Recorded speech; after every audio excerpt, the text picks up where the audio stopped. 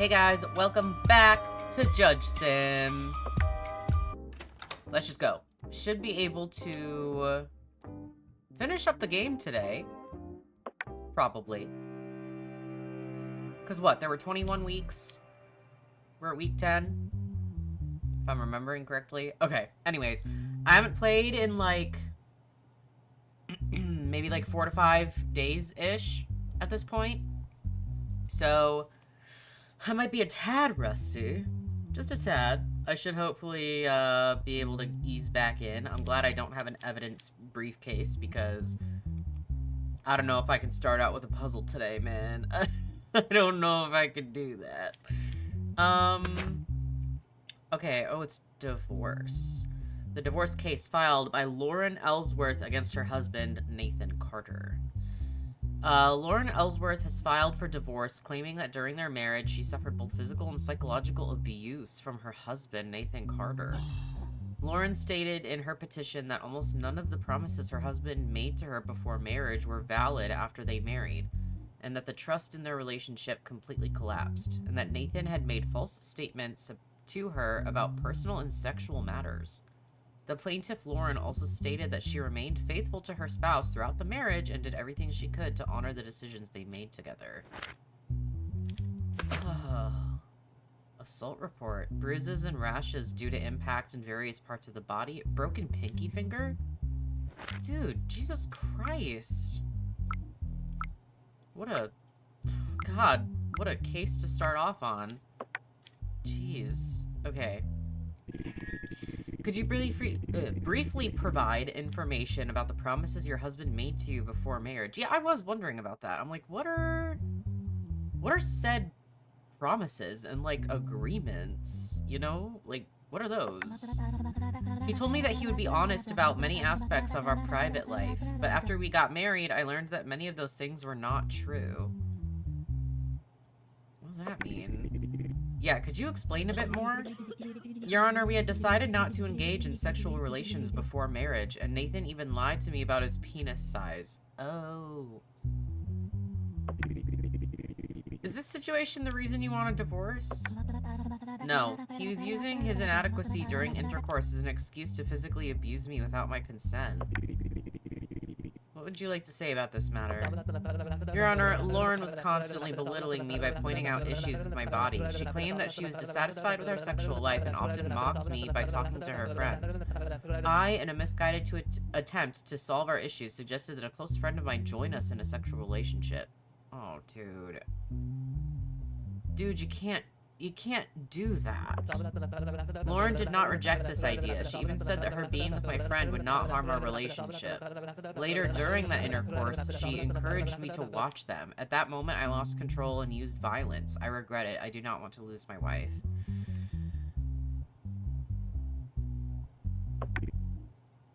Dude. Oh my god. This is so... Wow. I'm so glad I'm not with a straight man. I'm so glad I don't have to deal with that either, because, oh my god. It was his idea. Dude, stuff like this pisses me off so fucking bad. It was his idea in the first place. Hey, what did you think was gonna happen? Hey, what did we think? He did admit to the violence also, and it's like, she should not have been saying shit about his body and belittling him and stuff. Sure, that's not a nice thing to do to your husband, obviously. And being like, he lied about his dick size, like, okay. Weird thing to do, but like, whatever, you know, he's a straight dude. They do that, I fear. Not saying it's okay to do that, but like, that's the least of the issue here, I fear. So I'm not saying they're both squeaky clean perfect, but he's guilty of exactly what she's saying. He was like physically abusive and stuff. Like, what do you want me to say? Their marriage would continue? No. It was decided that their divorce would not involve any alimony payments. It was decided that they would divorce and Nathan Carter would pay monthly alimony. Yeah. He broke her pinky and left... He literally got violent because of an idea that was his own. Yeah. Yeah. Because fuck that guy. Because... No. Oh my god. Dude, if I were an actual judge and I had to decide stuff like that... Oh... I'd go on one case and would never be able to do another. Because I'd start saying shit. I really would. Oh my god. And oh my god. I would have sent him to jail. If that was an option, I would have sent him to jail. I would have been like, you broke a bone on her and left bruises? Lock him up! You kidding? But that wasn't an option. Otherwise, I would have. I don't care. Go to jail. Fuck that guy. Okay, I have to calm down. What a first case. Okay. What is your deal? Michael Hawkins. Yes to criminal record. His mental health is okay. His national status is okay. Fraud. Ryan Cole, whose brand new vehicle showed a warning light about 2 months after purchase, left his car at a service center called Iron Line Garage to identify and repair the problem. The service stated that the malfunction was a small mechanical issue and accepted the vehicle, assuring that it would be delivered within 3 days at the latest. Adrian received the vehicle within the specified time. However, when he took it to an inspection company about 2 weeks later in order to sell it, the report determined that 3 main parts of the vehicle were not original. Believing that such a report was impossible since the vehicle was brand new, Adrian Cole filed a lawsuit against the service, alleging that original parts had been removed and replaced with aftermarket components. This is crazy because this is so my day job. This is... I have knowledge in this. This is a case I actually have knowledge in. Holy shit. Since I had just bought the car, it was flawless in every way. When the warning light came on, I panicked and quickly took it to Iron Line Garage. They told me it was just a simple mechanical issue. After taking the car back, I tried to sell it 2 weeks later. When the buyer asked for an inspection, I took the car for a report. The report stated that 3 parts were not original. This couldn't be true, as the car was brand new, and no one else had used it before me. I believe the service removed my original parts and replaced them with aftermarket ones. There is no other explanation, as I had gotten an inspection done beforehand. And then, Michael. The malfunction light was on in the vehicle. We followed our standard procedures, carried out the necessary checks, and fixed the issue. We delivered the vehicle back to its owner. We do not remove anyone's original parts and replace them with aftermarket products. We believe this accusation is baseless.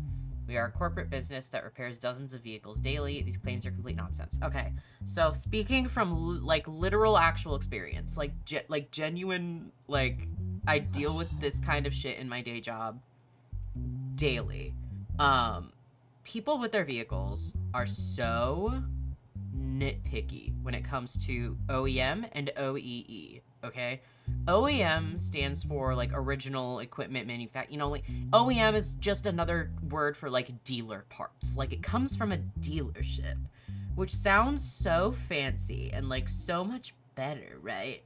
But then you'll have OEE, which is original equipment equivalent. So it is not dealer parts, but it is equivalent to said dealer parts.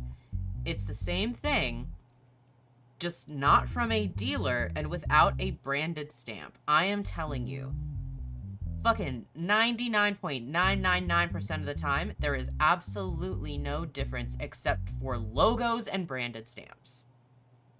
That's just what it is. Because, at least because I work with auto glass specifically. So not necessarily like other car parts, but same difference, you know what I mean? A lot of the times it is the same manufacturers. So, like, let's say it's a company called Blah Auto Parts. They make the parts, and they basically, by contract, let's say they're making a part for a Jeep, right? So Blah Auto Parts is contracted with Jeep to make their auto parts, correct? But they don't just make it for Jeep. They make it for like aftermarket vendors as well, okay? So they contract them to make these parts and put their little Jeep stamp on it. Like, it's like these companies usually, not all auto companies, mind you, but some, most, don't make their own parts. They have vendors that make these parts, and they put a branded stamp on it because they're contracted to do that, and then they ship them out, and they're like, it's dealer part because it has our branded stamp on it. Then blah auto parts makes more of the exact same product and then sells it. Same part, only difference is it is not contracted and branded for Jeep in this example, okay? So here's the thing. When you go to an auto shop of any kind, really, and you do not specify, if it's not a dealership itself, if you are not bringing the car to a dealership, and honestly, can I be honest? Dealerships don't always use their own parts. Sometimes they use aftermarket parts. I'm just saying, like, that happens too. But it's obviously more common for the dealers to use, like, dealer parts, because a person is bringing it to the dealership a lot of the times for that specific purpose, right? But regardless, somebody, if they do not specify that they want dealer parts, they're probably not going to get dealer parts because that is not the standard unless you ask for it, because it's considered more like luxury in that sense, because it is 9 fucking billion times more expensive and it's 9 billion times harder to get all the time. That is almost never not the case. Like, almost never. And people are just paying for branded stamps. It's like buying 2 of the exact same purse, but one just has a Gucci stamp on it and the other one doesn't. That's it. Like, it's the same fucking thing, okay? So something like this, where he's like, in order to fix the vehicle, this person used aftermarket parts, even though the vehicle was brand new. Yeah, you didn't ask for OEM parts. You didn't ask for dealer parts. An auto shop that is not a dealership is not going to automatically use dealer parts, because then they have to source it from a dealership. They have to possibly wait on a back order for it, which can take 3 to 6 months or more. Like, stuff like this pisses me off. You have to ask for that stuff.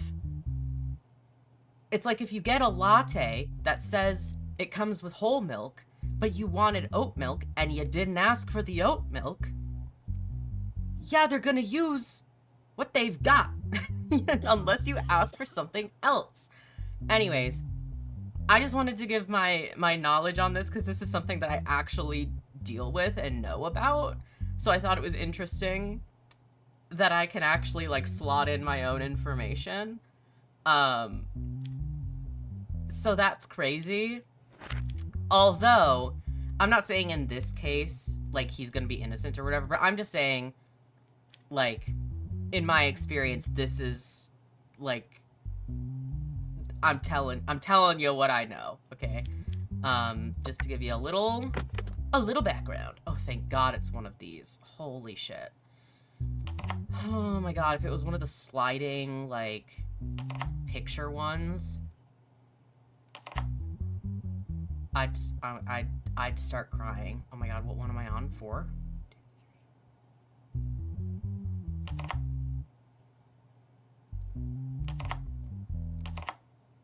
Beautiful. Okay, expertise report from the time the vehicle was purchased. Original. Okay, it's not even fake. It's not fake parts. It's not fake. It's the same thing. I digress. That's me being nitpicky on a video game. That's me just being whatever. Okay.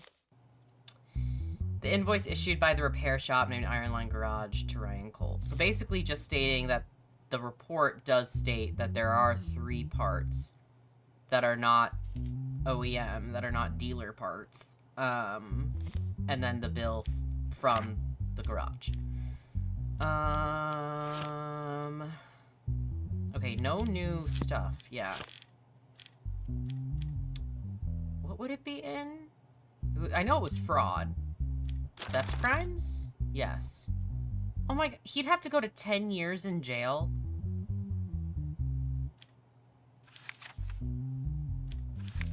Jesus. Any new emails? No. Okay, tell me about it. Isn't the hardship experienced by the vehicle owner your responsibility? Your Honor, these people are white-collar workers who don't understand cars. Who knows who he gave his vehicle to or what was done to it? We can't track that. What exactly do you mean? The vehicle may have been taken to another service earlier, or it could have been an incorrect procedure by the seller company. They're blaming us without knowing the history of the vehicle. I mean, he said he bought it new, though, did he not?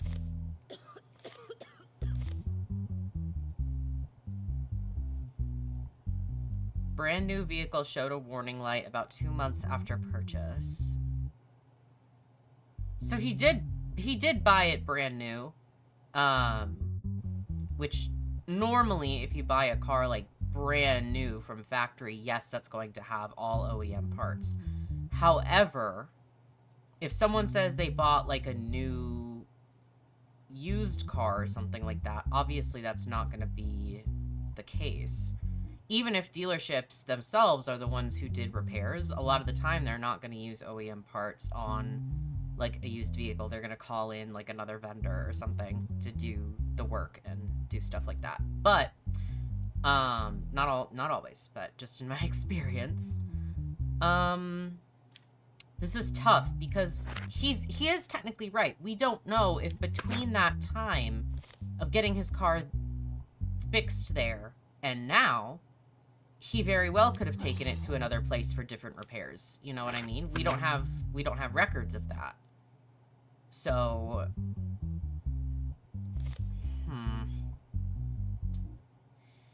2 weeks later in order to sell it. That's crazy. He bought it brand new.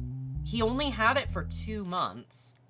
And then 2 weeks after that, he decides to sell it?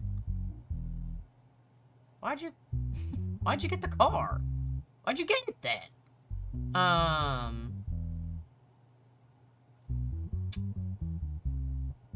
Also, it doesn't... I feel like I'm overthinking it. I'm overthinking it really hard. Because again, I feel like there's just details that we're saying that I'm not getting. Because it also says, have been removed and replaced with aftermarket components. Which makes it sound like there was nothing wrong with the parts and they just did it for shits and giggles. It's not saying that it was part of the repairs. But also, again, I'm probably just overthinking this. I really don't know about this one. I kind of just want to let him go, to be quite clear. I think I'm just gonna. I don't think he's guilty. I think it's stupid. I forgot I had to click on him. I don't care. Whatever. If your arrest bar is more than 50%.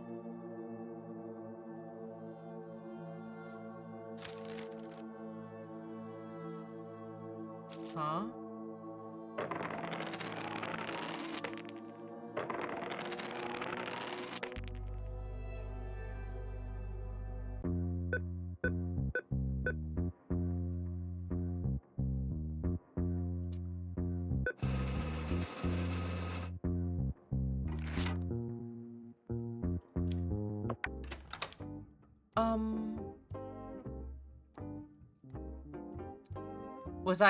Is that why my arrest bar went up?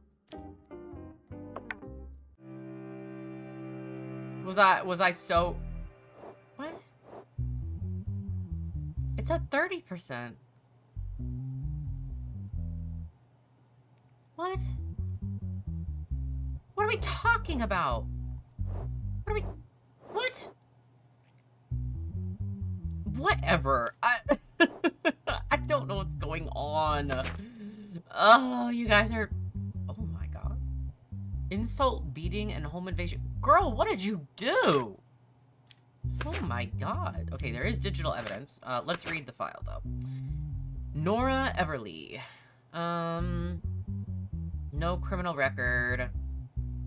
Her mental health is unstable, though. I mean, which automatically means that if I find her guilty, she has to, get mental help.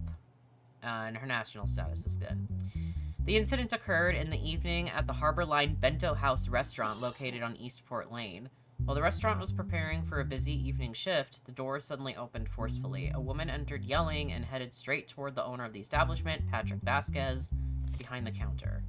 As the woman continued her attack without heeding any warnings, customers in the restaurant were forced to intervene, after which police units were called. The identity of the detained person has been identified as Nora Everly. And this is the restaurant owner. I had never seen this woman before. We were busy with evening preparations when the door suddenly slammed open and she entered shouting. For a second or two, I couldn't understand what was happening. I told her to calm down, but she got even angrier and started throwing punches at me. She backed off when customers intervened. I was very scared because there was no reason for it. As soon as the attack stopped, we called the police. And then her. I was already on edge that day. There was a woman I was supposed to meet the next day, someone I really liked. The restaurant we ordered from the previous evening had delayed the order so much, and our meeting got canceled. I thought it was entirely the restaurant's fault. The girl didn't message me, didn't explain anything. In my mind, the only logic was that the delay ruined everything. Then, in my anger, I thought, I'll go to the restaurant and ask them about it. I had misremembered the address. When I went in, I attacked the first employee I saw. I didn't know who they were. I didn't even know what I was doing. Anger and panic combined to make me do something crazy like that. Then an eyewitness. I was sitting at the bar counter waiting for my order. The door opened forcefully and the woman started shouting loudly as soon as she entered. She wasn't saying Patrick's name, she was yelling randomly. Then she ran toward Patrick and threw a punch. Everyone was shocked. Two people from the next table and I stepped in and stopped the attack. The woman seemed to come to her senses for a few seconds, but then started shouting again and tried to leave. We called the police. Oh my god. Okay, no emails. Yeah, so, I mean, she's not denying she did it either, but...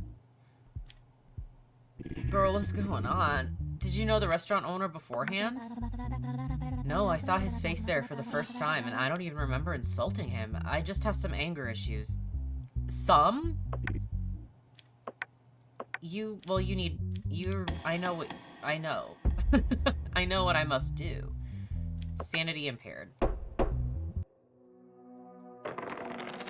Yeah, that's not normal anger, even a little. You gotta go to anger management, girly. You gotta. Okay, family doesn't want anything. Thank fucking God. Jesus Christ. Okay. Yeah, nothing's gone. I don't know. Noah Baker, Riley West. Okay.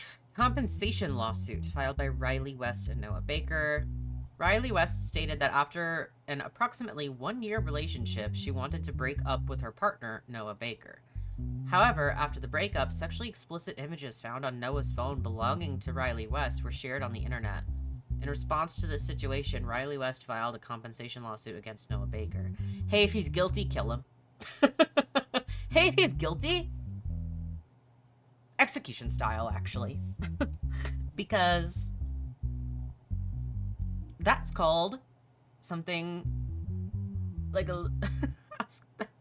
What am I saying? Anyways, I was going to say, that's a little something called revenge porn. And that is reprehensible. Kill him. To be honest. In the first few months, we were quite compatible. As we got to know each other, I thought I had found the right person. A few months later, we decided to live together. When we started living together, I saw Noah's true character. He could lie in bed for days without getting up, and even if the house turned into a dump, he wouldn't lift a finger. All the burden was on me. When I tried to talk about this, he immediately started an argument. Noah started saying that he no longer enjoyed being together and wanted to try more wild things. I told him I didn't want to be forced into the relationship, but he accused me of not loving him. He began acting controlling and manipulative. After a while, he messaged me and said he had sent my pictures to his friends. First of all, I did not post the explicit images of Riley online. These images were on my phone because she asked me to take them. It was something she liked. After the breakup, my phone was hacked due to some malicious software on it, and all my files were leaked. The people who did this likely leaked them online. The videos gained a high number of clicks, and the people who uploaded them make good money. Riley thought I was making money off her and filed a lawsuit for compensation. I'd want more than compensation, I'll fucking say that. Oh my god. Sexually explicit images and videos of them. Oh boy. Okay, let's talk to him. Why did you keep images belonging to your ex-girlfriend after the breakup? That's a great question. I didn't even clock. Thank you, Judge Me. Those photos had sentimental value for me. I couldn't erase all those memories we shared at once. Everyone fucking point and laugh at the freak, dude. Jeez. Despite breaking up with your girlfriend, did you share her private images with your friends? I admit that this was wrong. I thought my friend was trustworthy. I was only curious about their comments regarding Riley. I now understand that it was inappropriate behavior. Oh my god, kill him. Oh, I want to kill him so bad. I can't, even if I wanted to. Girl, you deserve more than compensation, to be quite honest. Yeah, $50,000 is fucking cheap for that. I'm letting him off easy as far as I'm concerned. Give her her money. Ugh. Jeez. There are some men who are pissing me off in this game today. Damn. Don't ask me for shit. Bongo is the only person who's allowed to ask me for anything, but he won't. Because he's a good little guy. Oh boy. Okay, what do we got here? Jim Kellen. High treason. Oh, that means if you're guilty, you're donezo. Mental health is good, national status good, no criminal record either. During a night patrol, the security team inspecting the protected area where Prime Minister Stephen Locke resides noticed a silhouette in the shrubbery on the northern side of the property. Ugh, we don't use that word enough. Such a good... the shrubbery. Fuck yeah. The person caught in the rapid intervention was police officer Jim Kellen. It was found that he was carrying a gun with the safety off while in his official uniform. Security personnel who searched the individual found one red rose and a steel wire on him. The serial killer? Because the defendant's statement did not match the central records, the police officer was taken into custody on charges of treason on suspicion of attempting an assassination against Prime Minister Stephen Locke. It can't be the serial killer already. It can't. This early in the game, only like halfway through? Can't be. And then his own statement. Even with the highest level of security protocols in place, such a bold attempt... Oh, no, that's not him. I'm dumb. That's the Prime Minister. Level of security protocols in place, such a bold attempt is unimaginable. Not only as the Prime Minister of this country, but even as a citizen. It is unacceptable that my right to life can be targeted so easily. I demand that the necessary actions be taken. And then this is his statement. The reason I'm here is entirely a misunderstanding. I was informed in the afternoon that I was assigned on an urgent extra protection duty. I put on my uniform and immediately headed out. Before I understood what was happening, the guards grabbed me and took me into custody. I'm afraid for him because I feel like he's been set up and everything is going to point to him being guilty. You know what I mean? Because it simply cannot be the serial killer yet. It cannot. I simply do not believe it. Thank God. Okay. You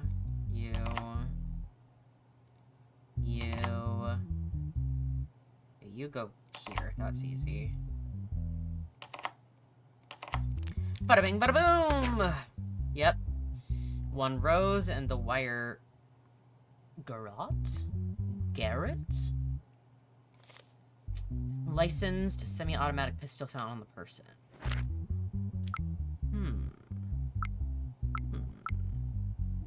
I don't know why I always look at the speaking records. In my head, that's like the digital evidence. You know what I mean?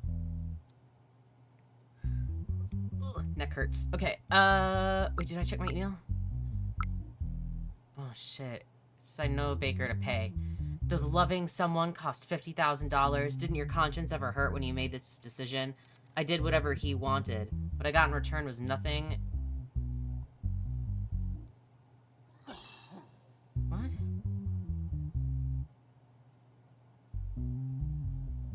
Wait, were they gay?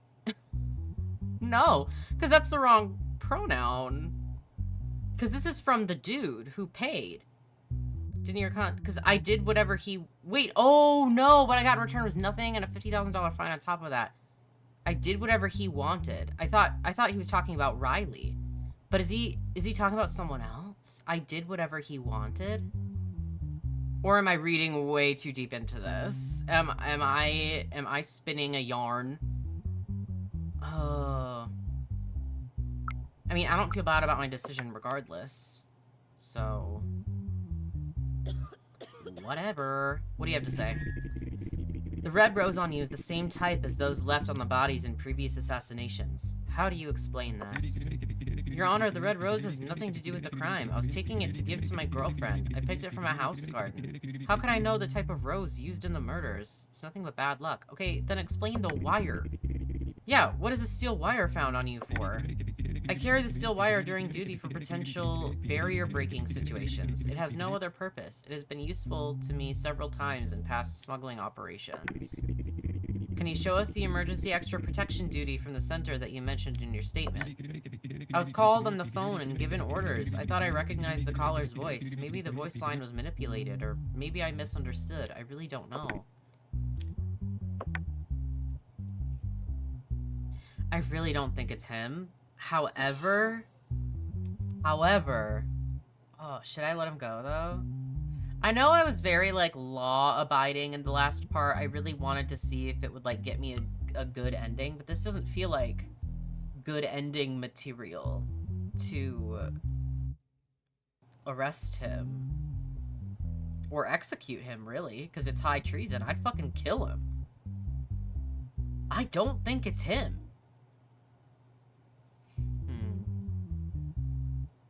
My possibility of arrest will probably go up, though. Because it's very clearly pointing towards him being guilty. I did let the auto shop guy go, though.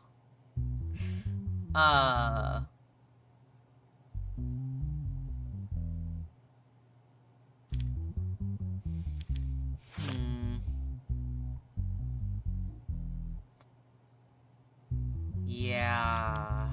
God, I don't know. Should I? Okay, I think I'm gonna... I feel like the storyline wants me to be law-abiding. I think. So I fear I am going to execute him. I did also take a moment. I swear I didn't look up this or like anything past, but I did actually want to look up the auto repair one just to see if I like did the wrong thing. And it did say that he's supposed to be guilty, so sorry. I also just don't understand what he has to gain from replacing parts like that. What does he get from that? Like, what is the fraud? Usually fraud is like, isn't there a reason? What is reason be? I don't know. Anyways, I'm sorry, my guy. You're done. I'm sorry about it. I really don't think it's you. Just as you were making your judgment, a man's strange movements caught your eye. Hello?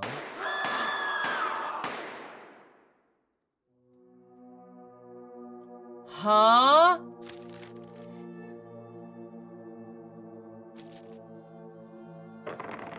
Are we not gonna fucking talk about that?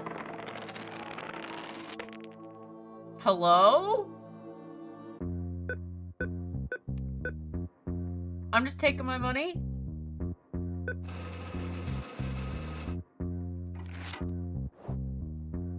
Oh my god, I'm rich. Don't ask me for shit. Especially after that. Dude, what happened? The police officer was shot and died during the trial in which he was tried as a defendant. The assassination was caught. Oh. So somebody shot him?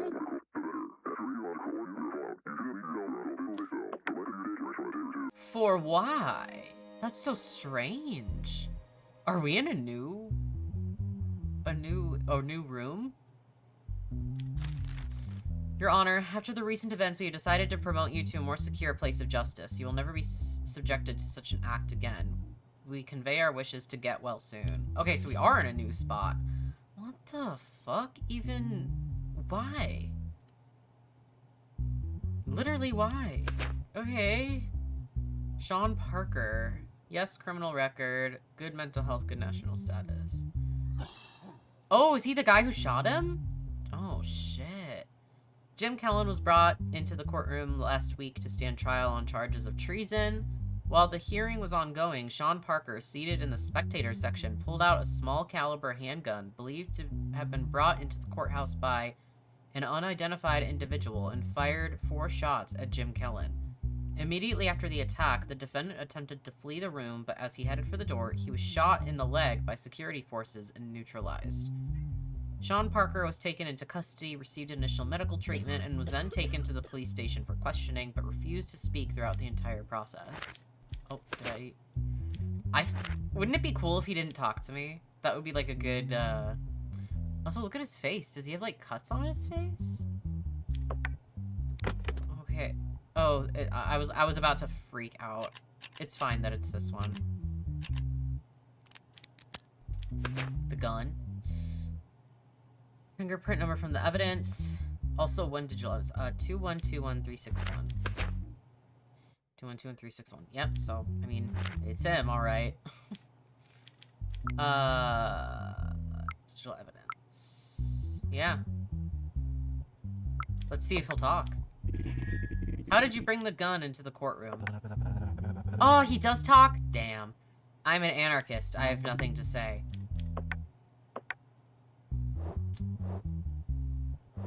Can't believe my possibility of assassination didn't go up. Dude, what were you doing? Okay, no. I mean...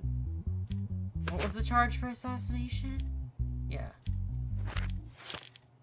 I have to sneeze. Don't do it, don't do it. Okay, 62 or 102. 102 it is. I always forget I have to click on them. 102 years, dude. God damn.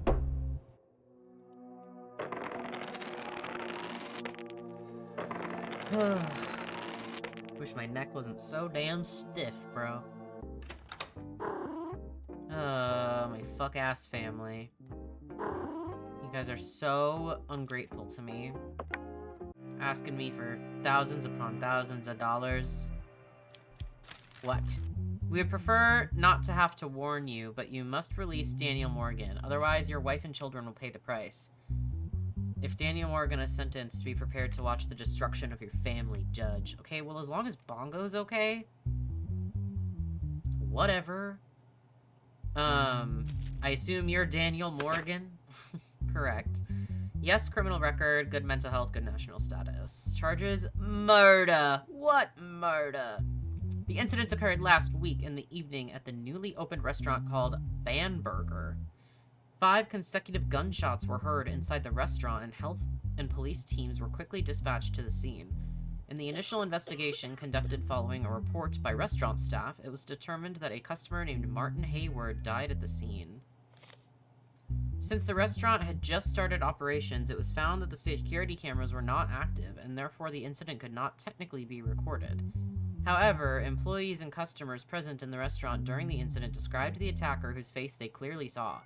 Based on the composite sketch created from these descriptions, the suspect, Daniel Morgan, was taken into custody. I was on the evening shift, and the restaurant was very crowded. 2 men at table 17 were shouting and fighting. I said to my colleague, "Should we call security?" As soon as I said that, we heard a gunshot and everyone hit the ground. When I lifted my head, the man had been shot. My spouse and I were eating at the table right next to it. However, our attention was constantly drawn to the noise coming from the table behind us.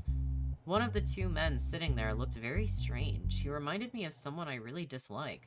Just as the burgers arrived at our table, the guns went off. The worst part is that in all that chaos, we couldn't even eat the burgers we paid for. They should refund our money. Girl, I fear we have bigger concerns than a couple of burgers. And then himself. People think I'm guilty just because my face seems unlikable to them. They even want to kill me. But I'm an angelic person. That day, I simply went and ate my meal peacefully. When I heard gunshots, I said, "Bon appetit, everyone," and ran away. That's all there is to it? What? Are we sure his mental health is good? What? Bro, you're a little nutso. Yeah, that looks like him. That sure does. It also says they clearly saw the attack. Mr. Daniel Morgan, what is your defense? Also, the note makes me think he's guilty also. I am innocent.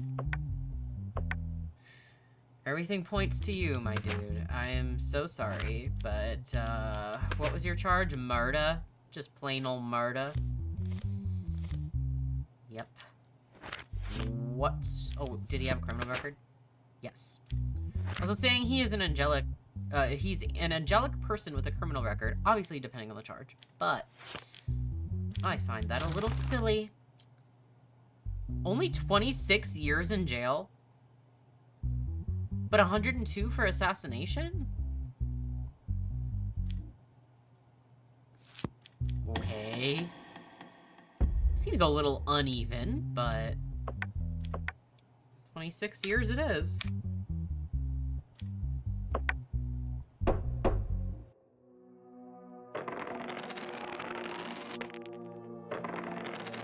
I should look up if there's a purpose to the dice. I haven't thought about it. Oh, Bongo. Stay safe, my little guy. If anything happens to that cat, I will quit the game. To be quite honest. Tobias Hargreaves. No criminal record. Bad mental health, though. So if you're guilty, you're getting help, actually. National status is good. Kidnapping. A few weeks ago, Evan Marlowe left his house to go to the market but never returned. Evan's wife, Celine Marlowe, reported the situation to the police. Investigations revealed that Evan was forcibly placed into a white caravan when he left the house. Could you get any more cliche? The white van and everything? As a result of the follow-up, it was determined that the caravan belonged to a person named Tobias Hargreaves, and he was taken into custody. During the search of Tobias's caravan, several people were found with their hands and feet bound and unconscious, similar to Evan. In the van? Do you understand this is an opportunity? An opportunity. I'm giving them a second chance. A chance to return to life, to their loved ones, and to what is beautiful. Being tested, struggling as a result, suffering. The struggle to maybe return. To bring out the most basic instincts. Some things will get ugly, but then everything will become beautiful again. Colors and flavors will return. Oh, man. In your statement, you mentioned an opportunity. What is this opportunity? I'm putting people to the test. A difficult test. It requires survival and the ability to fight. If they succeed in this, they become happier people who appreciate everything in their lives. What is your purpose in doing this? I want people to be happy again. Moreover, I don't take any money from them while doing this. Did people ask you to do this? They are very unhappy. I want them to smile when they look at me now. I understand. I don't think so. The thing is, I do understand, like, what he's saying. It's not good, but I know what he means. But my guy, oh. It is not looking good for you. You're gonna need some help for sure. Raise my salary. I better be the richest judge that ever lived after all this, dude. For real. Unless my family asks for a bunch of money. Okay.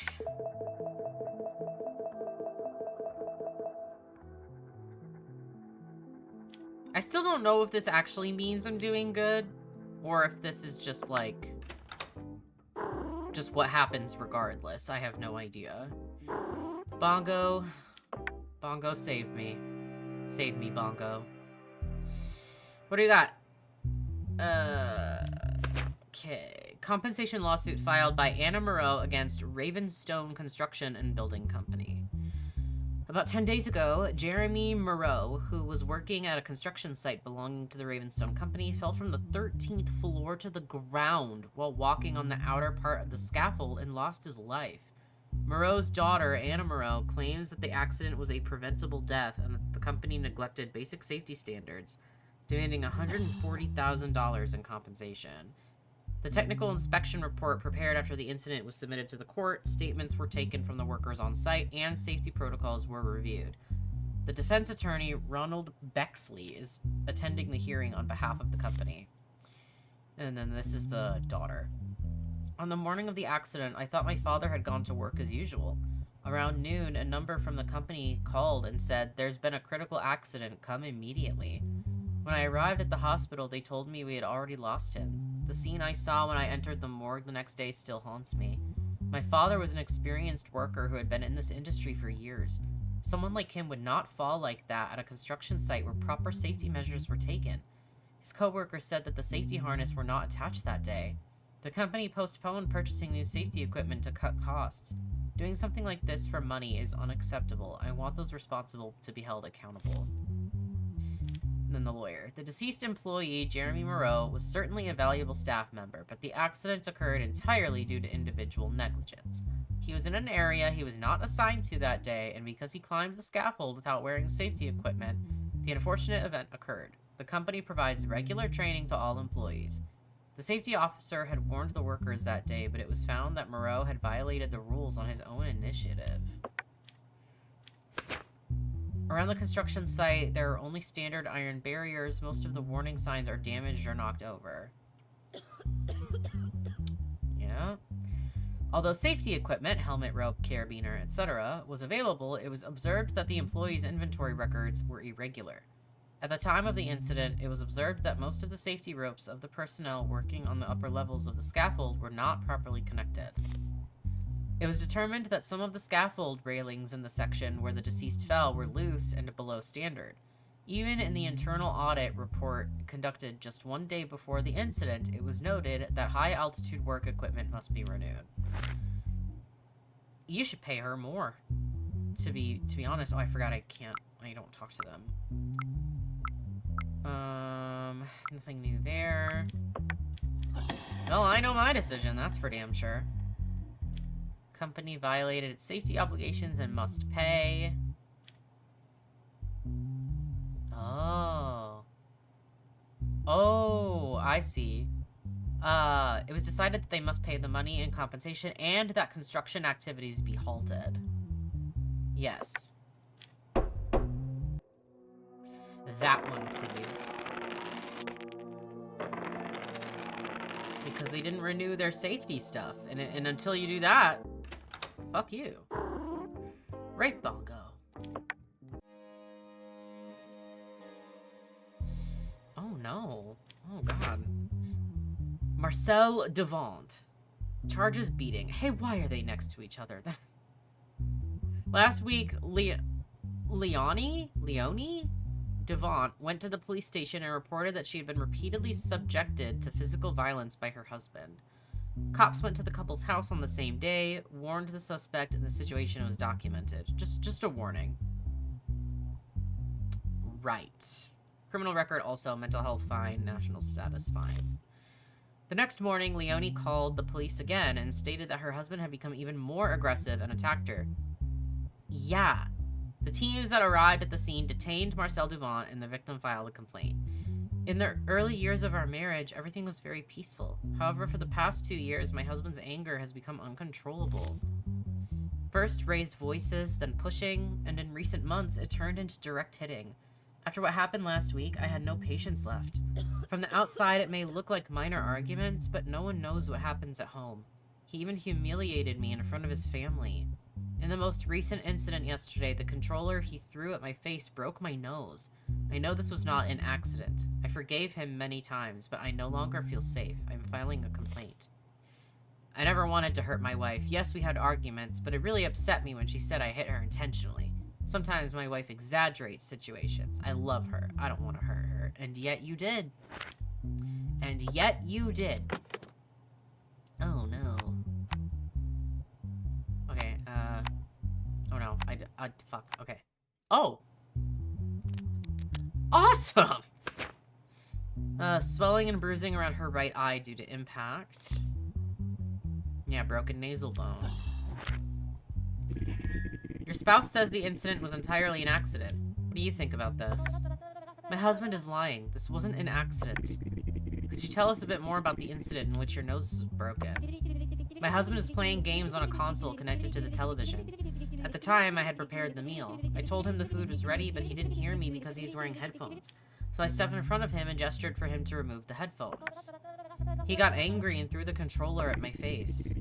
What is your defense regarding this matter?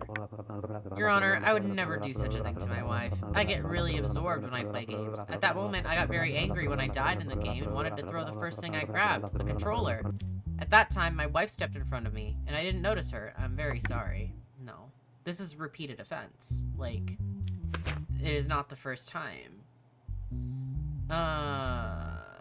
The charge was just beating? Wasn't it?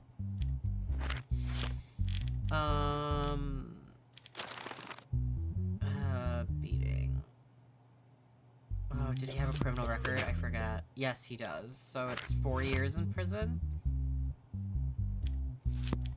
Not enough to me, but okay. You're going to jail. Fucking good riddance, dude. Jesus. The fact that she filed a complaint because she's like, hey, he's physically beating me, and the cops are just like, nah, we'll give him a warning. Like, that's so, realistic, I fear. Ooh, I hate it. Oh, I hate it. Bill passed. Penalty reduction has been arrived for criminals over 50 years of age. Why? Old people can do bad things, too. God, I gotta pay attention to ages now. Half of the punishment for their crimes, if they have a criminal record, half of the aggravated sentence should be given. Okay, thank you for clarifying. Old people can be evil. Hello? 1924, so I don't have to worry about that. Liz Rao and Ethan Rao. No criminal record, good mental, good national. Yes, criminal record, good mental, good national. Cybercrime. In Banana Bank's daily automated transfer reports, abnormal incoming payments were detected to a specific account, repeated 10 times with the amount increasing by the same rate each time. This activity was noticed by experienced systems analysts who have worked at the bank for years. And during a routine check, it was observed that the transfers were regularly being routed to a single account. The account owner is listed as Ethan Rao in the records.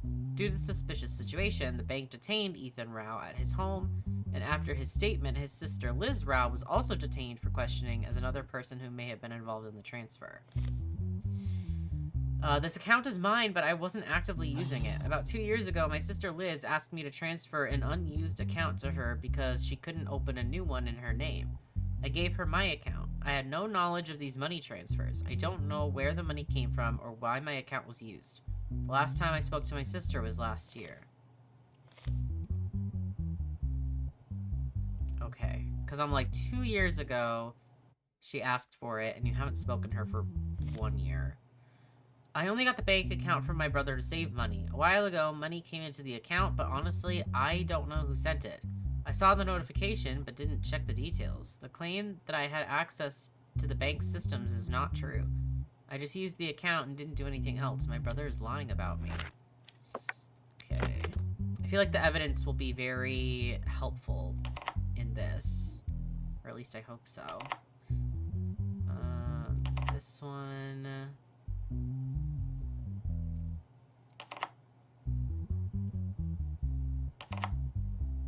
Yes. Okay. Bit number of the IP address that made a cyber attack on the bank. Correspondence of bit numbers.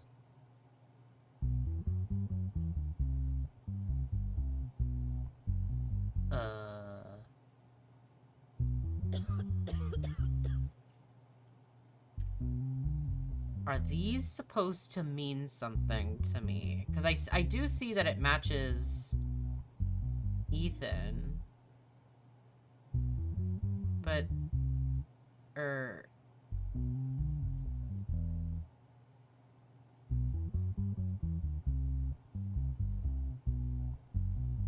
don't know how any of this works. Am I supposed to know? Because I don't.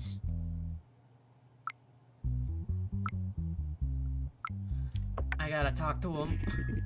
Why didn't you notify the authorities after the abnormal inflow of money to the account? That's what I was thinking too. I was like, imagine you're just getting random money in your account. You're not gonna think that's weird? I noticed the notifications, but I didn't open the message or check the details. It wasn't money I sent, and I didn't concern myself with who it came from. Well, you should. Did you see the amounts of money in the incoming notifications? Once I got curious and checked, but there were numbers I couldn't make sense of. I thought it was a mistake.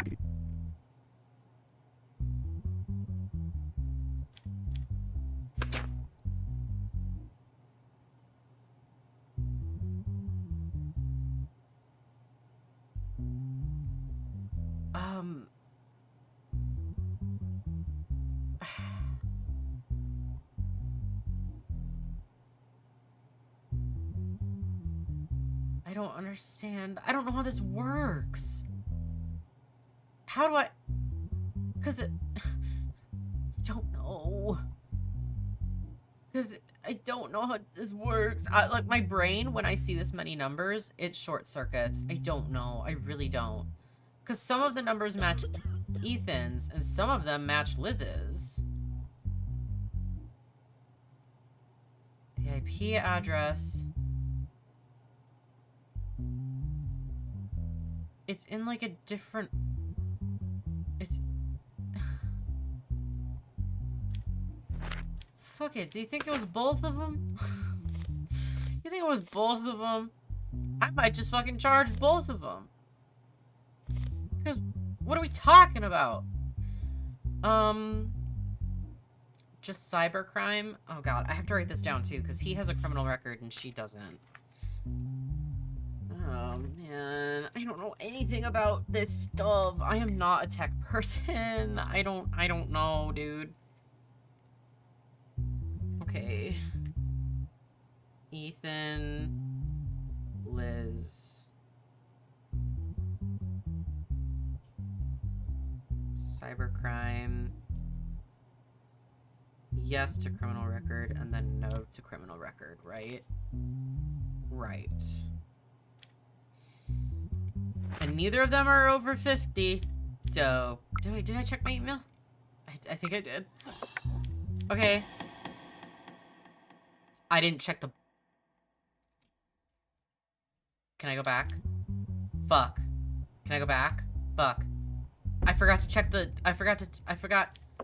Oh my god, thank god. I was like, wait, I didn't check this. Oh my god. Oh boy. Cybercrimes. Okay, I almost freaked out. So he gets 8, she gets 4. She's only 19 too. Jesus. What were you guys thinking? Okay, Liz, you get 4 years in the slammer. Probably shouldn't have cybercrimed the bank. Just a thought.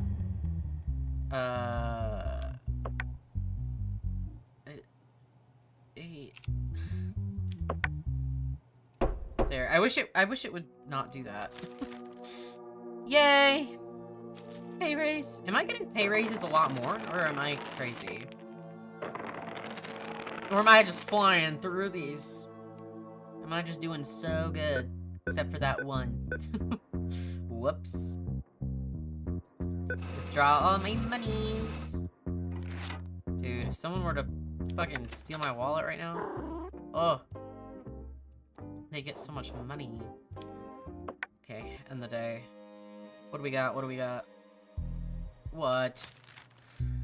Stephen Moreau and Tony Wynn. Don't forget these names. If these people are convicted of the crimes they are being tried for, you'll be walking through life looking at that damn ass for the rest of your life?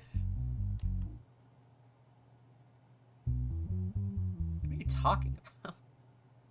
What? Whose ass?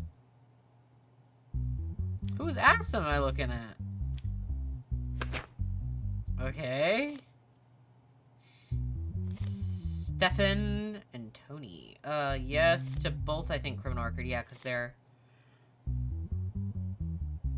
Sorry, I had you on. They're both wearing jumpsuits. Human trafficking, organizing prostitution activities. Last month, a person named Mira Fallon reported to the police that Tony Wynn and Stephen Moreau forced her into prostitution. Execute them! Kill them! Following this tip-off, the police tracked Tony Wynn and Stephen Moreau, suspecting that they were organizing a prostitution ring. Thanks to the listening device placed on Mira Fallon, it was discovered that the individuals were smuggling immigrant women from neighboring countries into the country illegally by sea. Tony Wynn and Stephen Moreau have been arrested and taken into custody. I wanted to work in another country because I couldn't find a job in my own. I wanted to come to the Republic of Bananas. Through a friend, I met Stephen Moreau and Tony Wynn. They told me they were entrepreneurs, would help me enter the country and arrange work for me. In exchange, they asked for a large sum of money.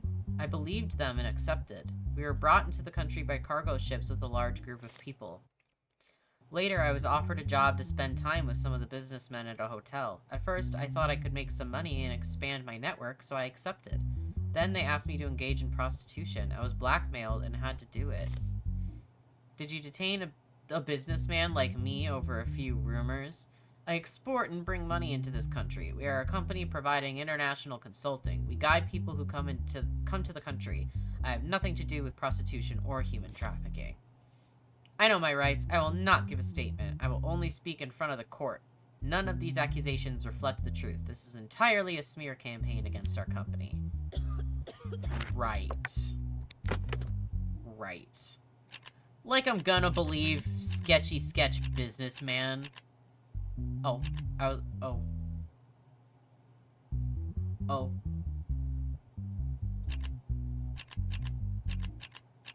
Oh.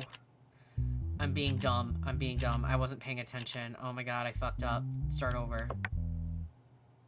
Wait, did it not... Whatever, man.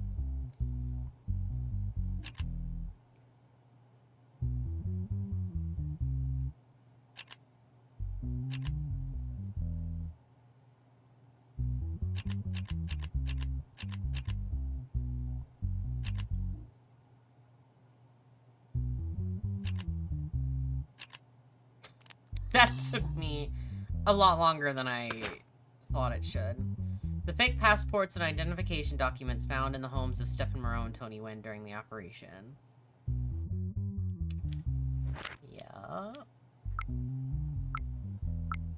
Okay. Audio recording from the listening device. Tony, take it. This is all the money I earned today. What happened to your face? Anyway, I've arranged for a tough one to meet you tonight.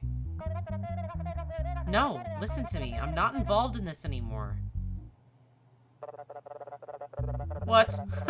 You'll leave whenever we want. Mira, you're so beautiful to rot in prison. Don't prolong it. Prepare yourself.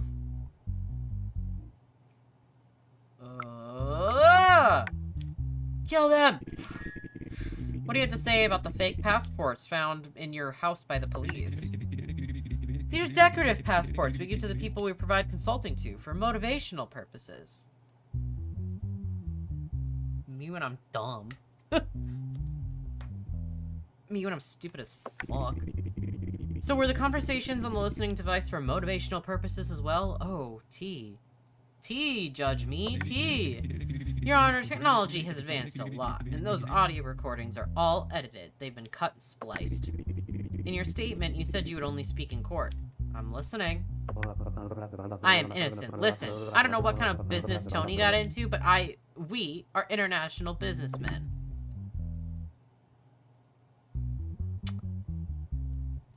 Right. So anyways, you're both guilty. But I kind of knew that because of the note regardless. Okay, so there's 2 charges, so I have to charge them for both. Human trafficking, and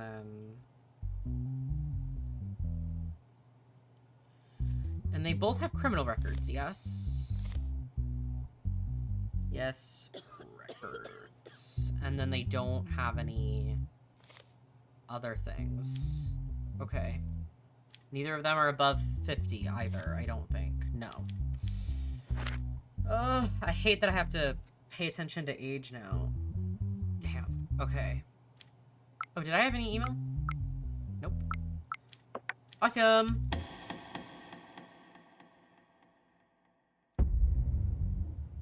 I forgot to look at the fucking book again. Oh my god. I was like, wait. Oh god. Okay. 12 for each of them. Oops. Didn't mean to do that.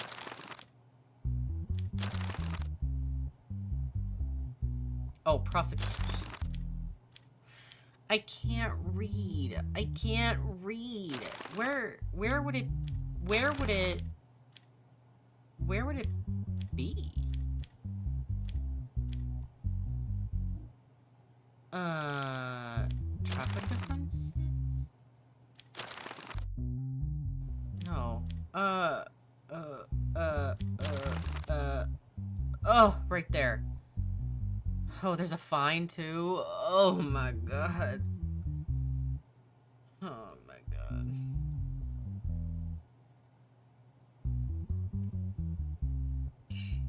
Okay.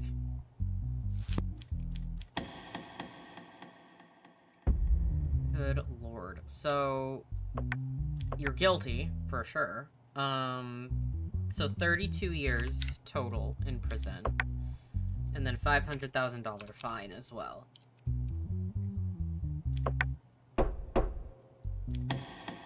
Same for you, so I think I can just... Yes. You guys are donezo! I wish I could kill you without probably ruining a ending of the game. Probably. I feel like there's gotta be an ending where you just, like, execute everyone that you can. You can't execute everyone because you don't even get that option until kinda later, but... As a result of the depression caused by the economic crisis, people took to the streets. The government, on the other hand, targeted the mafia as responsible for these protests and said that it organized people.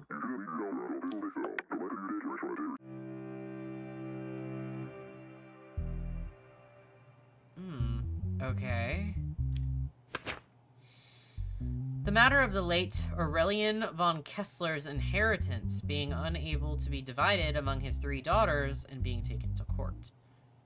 Oh. After his death, the late Aurelian von Kessler left a vast inheritance worth a total of a lot of money to his 3 daughters. Oh, okay. Aurelian informed his lawyer during his lifetime that he would distribute his assets via a will. However, he passed away due to a sudden heart attack while preparing the will, before the document could be completed. Due to this uncertainty, the late individual's lawyer, Dr. Matteo Ehrlich, has taken the matter to court. Well, it says the inheritance was left to his daughters, so... I leave all my assets to my most beautiful daughter. Just one? So are they like, whoever's the most beautiful gets the money? That's a lot of money. It'll be fine if I split it even. Who do you think your father was referring to? My father always praised me as the grace of the family. For him, beauty was synonymous with grace. I think he's clearly referring to me. Who do you think your father was referring to? I am the only person in the family who has participated in a beauty pageant. I think we're arguing for nothing. And who do you think your father was referring to? The meaning of my name already means the beautiful one. My father did not give me this name for nothing. He's got nothing to say. He's like, this is fucking stupid. So can I just split it evenly? Because fuck you want me to do? Yeah, divide it equally. Because how am I to know? You get plenty of money regardless. Whatever.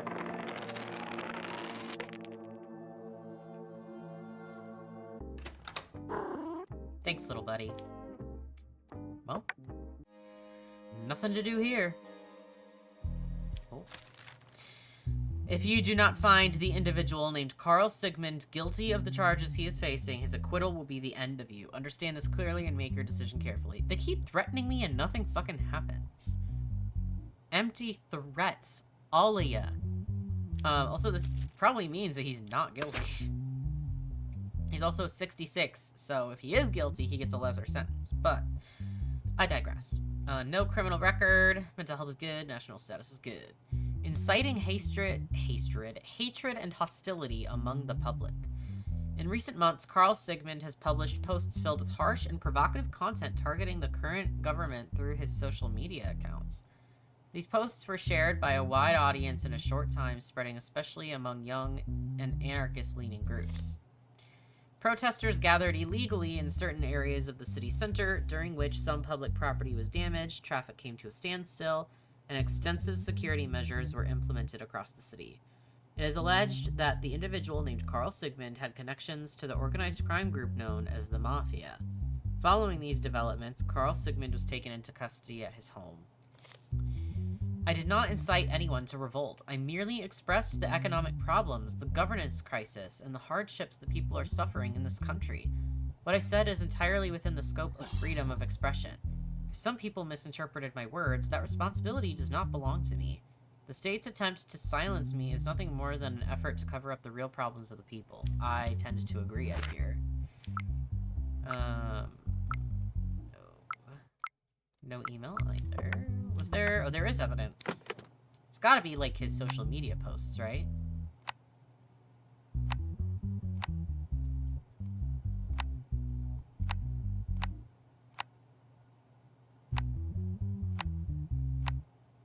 Couldn't be that easy, huh? I'm not good at these. Oh, thank God.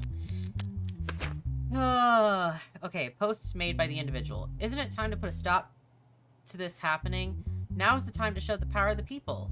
Let's gather for action tomorrow and show them who's boss. Time to protest. We are gathering for action tomorrow. Protest, revolution.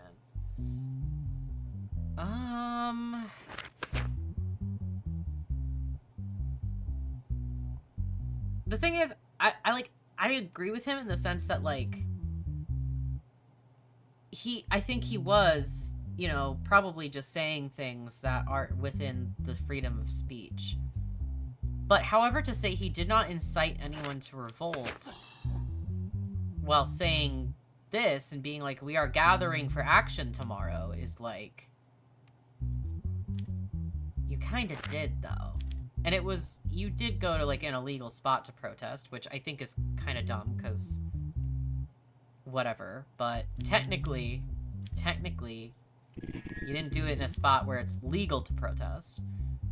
Mr. Sigmund, what is your defense? Your Honor, if people hear my reactions and react along with me, that is the result of the economic and social collapse the public is experiencing.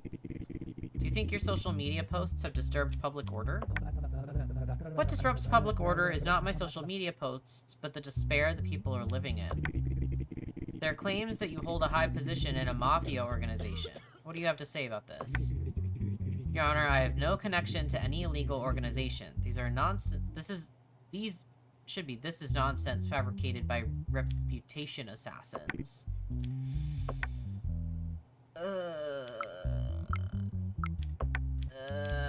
This is kind of a slippery slope.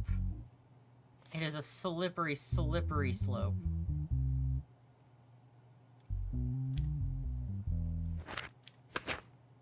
Because it's good to protest, and especially if, obviously, the government is shitty and, like, people are not doing well. But he is technically lying when he says he didn't really incite anything.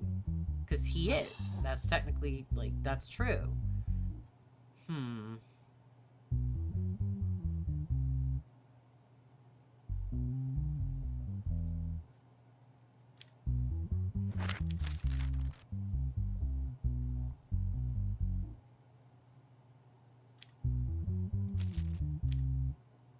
What was he charged with? Inciting hatred.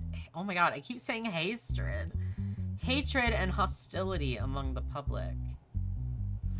Because I hate what it says if I put him away in jail to be like, you can't speak about issues in the government. Because you can. But I feel like he technically did do it, you know? Like, it's not that he just said what was on his mind and made social media posts. He deliberately was like, we're gathering tomorrow. So, I don't know. Okay, I feel like my decision kind of rests solely on these letters. Because they want me to find him guilty. But that feels wrong. Usually when they're threatening you, it's not a great sign. Also, it just feels a little much. I'm gonna let him go. I'm gonna let you go, my guy. It's mostly because of that letter. I'm going with my gut here. You're good. If your assassination bar is more than 50%.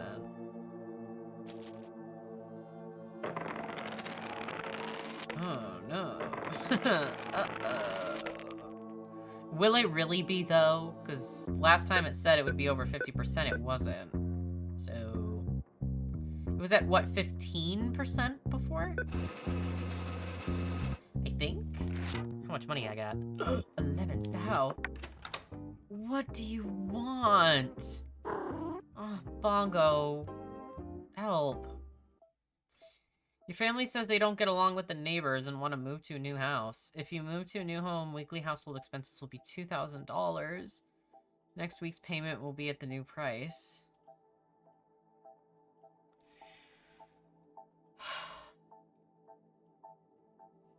We go from 500 to 2,000.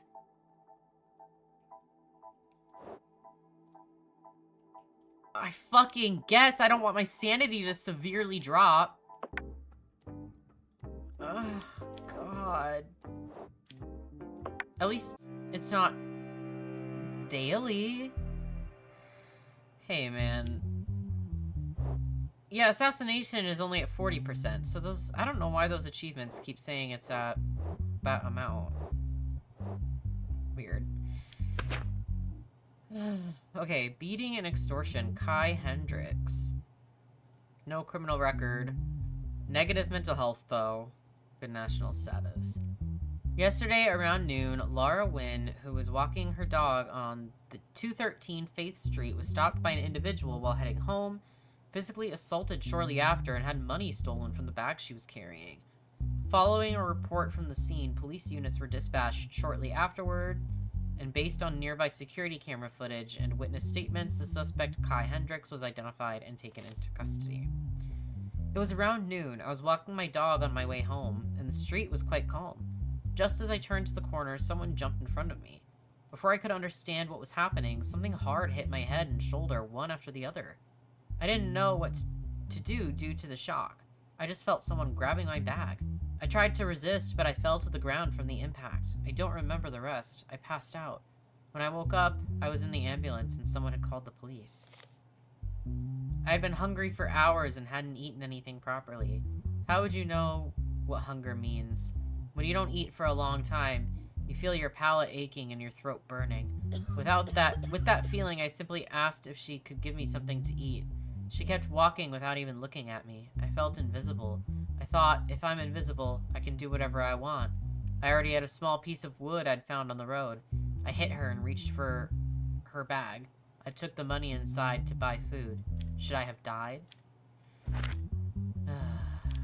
Okay, evidence.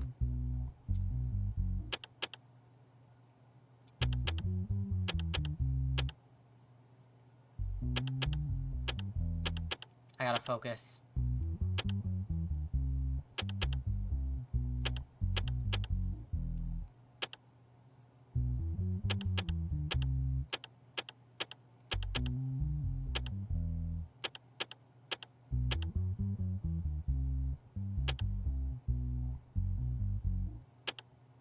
Thank God, because I was like, I forgot. Oh my God, my brain just wiped it.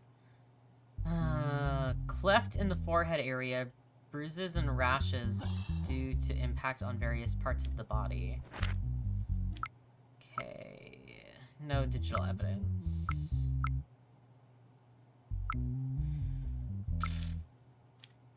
Well, my guy, what do you have to say?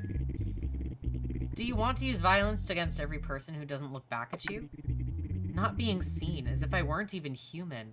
Something inside me broke. What was it that? Well, since your mental health is negative, you're gonna get help. Which I hope does help, because what he did is awful, but, like, the guy does need help. Feels like it's more due to the system, because of, you know, everything happening. Bongo? Help me, Bongo.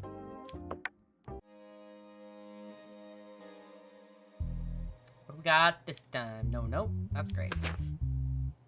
Ted Bunny? Oh no. Multiple planned murder? Oh no.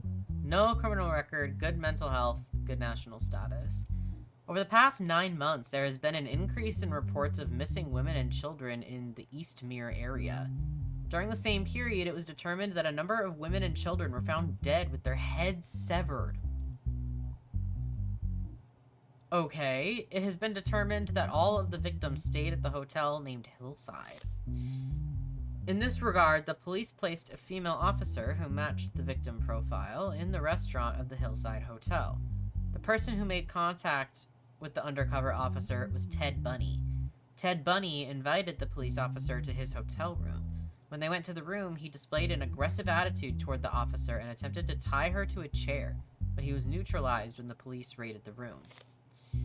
I don't know what to say in response to this accusation. My intention was never to harm anyone. Everything was supposed to happen with mutual consent. I just wanted to live out a personal fantasy. I may be perverted, but a killer? Never.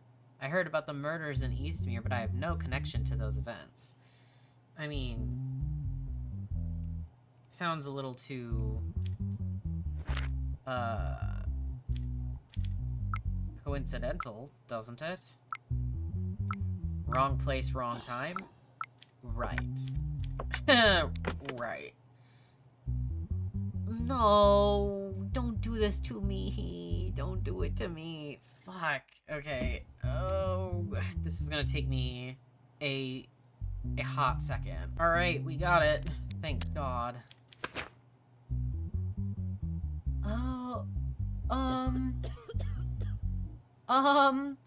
A large number of cutting and piercing tools found in the hotel room where the suspect was staying.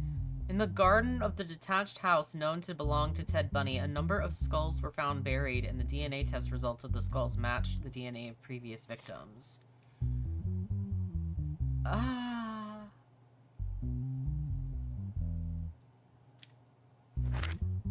Buddy, you're guilty as fuck.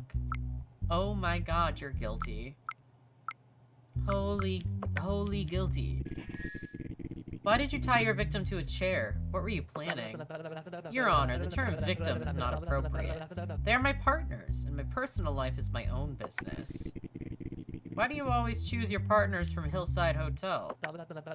Your Honor, the food at the hotel restaurant is truly exquisite. I believe I share common tastes with those who enjoy such flavors.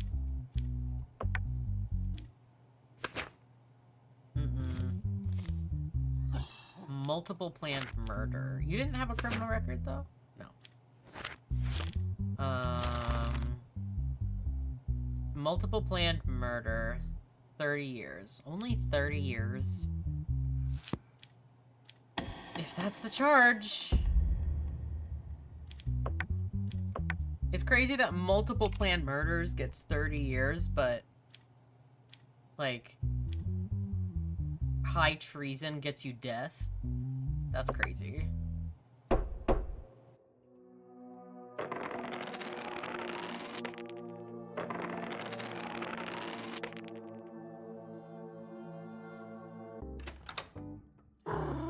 Help me, Bongo. Seriously.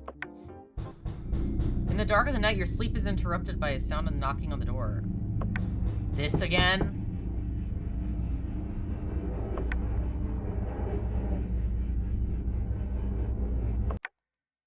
The oldest trick in the book. I'm not opening the door. Nuh-uh. Oh, God. What happened? Darren Holt. Yes, criminal record.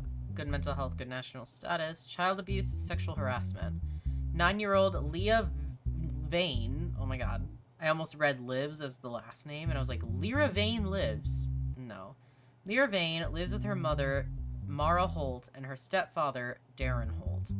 Approximately 3 days ago, Lyra contacted the police and claimed that her stepfather had behaved inappropriately toward her. Following the report, the police detained Lyra's stepfather, Darren Holt. I am truly shocked. I still don't understand why Lyra reported me. Please, you have to understand me. I love Lyra very much. She is like my own daughter to me. In fact, I see her as my real daughter, and I truly love her. I would never lay a hand on her under any circumstances. I am not that kind of person. I have a happy marriage. What has happened is very serious. This is truly a terrifying situation. I don't know what to believe. Darren has worked very hard for our family. He has always treated my daughter kindly and with understanding. I don't know what to say. Whatever the truth is, I hope it comes out. I was sleeping at night. I woke up to the sound of my door opening. My stepfather came up to me. He tried to kiss me, but I didn't want to. When I pushed him away, he grabbed my arm very hard. I said it hurt and told him to let go, but he didn't. When I said I would scream if he didn't let go, he got scared and backed away.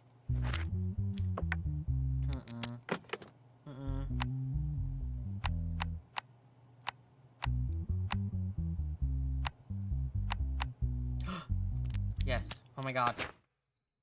There were no signs of any assault on the person. Well, I mean, yeah, that, checks with her story. Criminals over the age of 50, which he's 59, yes. Yes. Any digital evidence? No. Email? No. Let's hear it. Did what you told the police really happen? You sure you didn't dream it, right? Don't be afraid. Tell us. Yes, it happened just like I said. He tried to kiss me by force and he hurt me. You do know this is a very serious crime, right? Your stepfather could receive a very heavy punishment. A punishment? What kind of punishment? If it happened the way you said, he could remain in prison for many years. What? I lied to you. My stepfather didn't do anything like that to me. Please don't punish him. Why did you lie?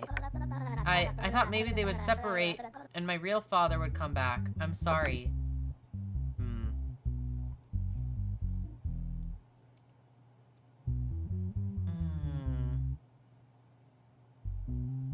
That sucks because it's like, I want to believe the kid, but she did just say she lied, but also, like,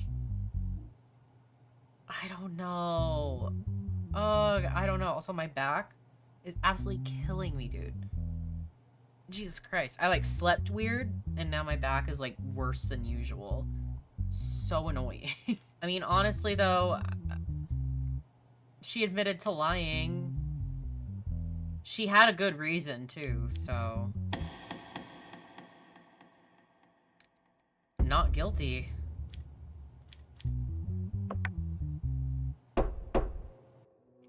sure hope that's not the wrong decision.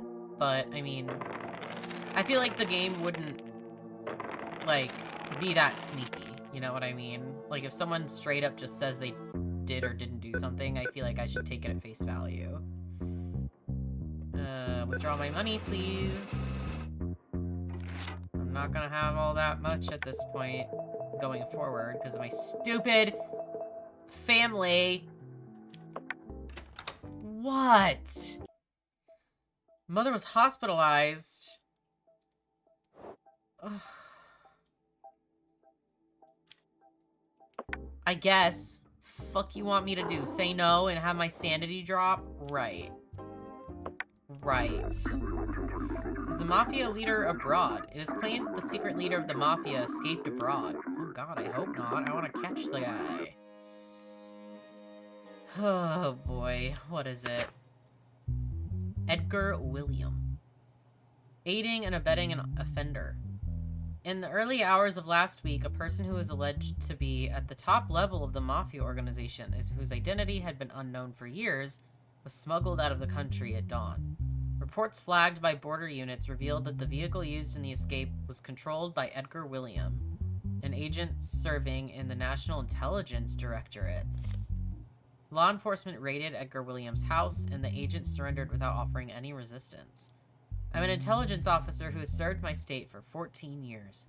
I am not obligated to question every order. On the contrary, I am obligated to comply with classified orders. That day, an envelope reached me bearing the seal of the Ministry of Interior.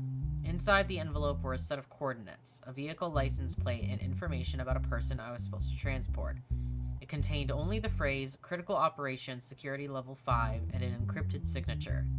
I went to the specified location. The vehicle was already parked. There was someone inside whose face I couldn't see. He didn't say a single word. My task was only to deliver the vehicle to the next meeting point. At the second location, 2 people waiting there took the vehicle and told me that my task had been successfully completed.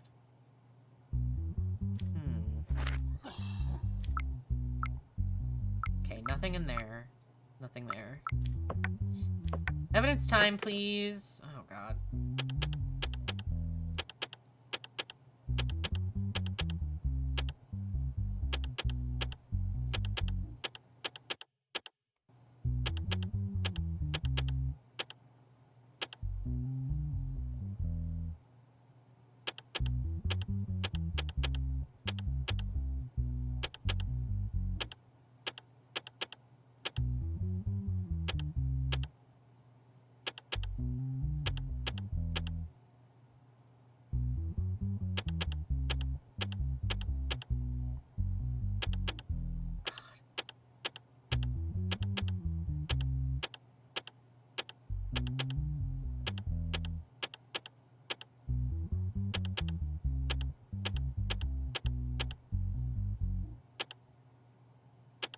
Oh my god, thank god. I'm like, this one's really complicated for my brain. Okay. The envelope found in Agent William Burke's apartment, stating what his mission was. Mr. William, you have been assigned to a top-secret mission. You are strongly requested to go to the address below at dawn tomorrow. Do not inform anyone during this period. Did you see the person you were carrying? Did you know who they were? I did not see his face in any way. We didn't even speak. That would have been against protocol. Why didn't you inform the intelligence center of the situation while carrying out this order? Your Honor, the order that came directly from the Ministry of Interior explicitly warned that the mission was classified and that I was not to inform anyone. Questioning the content of the mission would have constituted disobedience to the order given to me. I mean, I am inclined to believe him. However, he could be part of the Mafia. So I don't know, but he doesn't know that either. You know what I mean? Like, we know it was Mafia people. It did come straight from, like, the government-y people, the interior, whatever. I think he's fine. I mean, yeah, he has the thing. Evidence is usually, like, pretty cut and dry for these cases, so... I think you're good, man. You didn't know.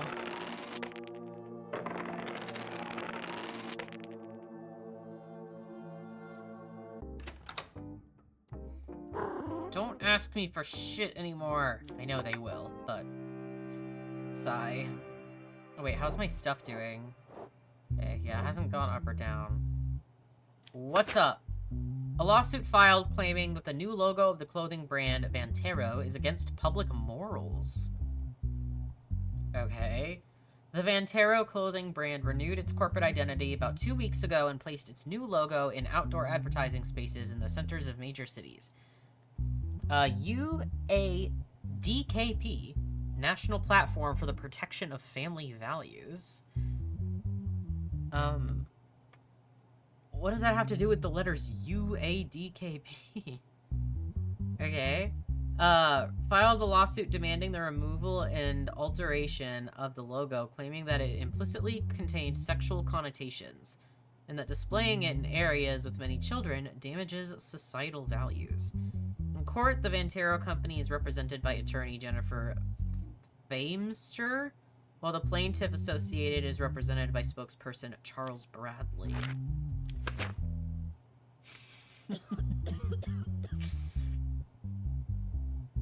I see what they mean.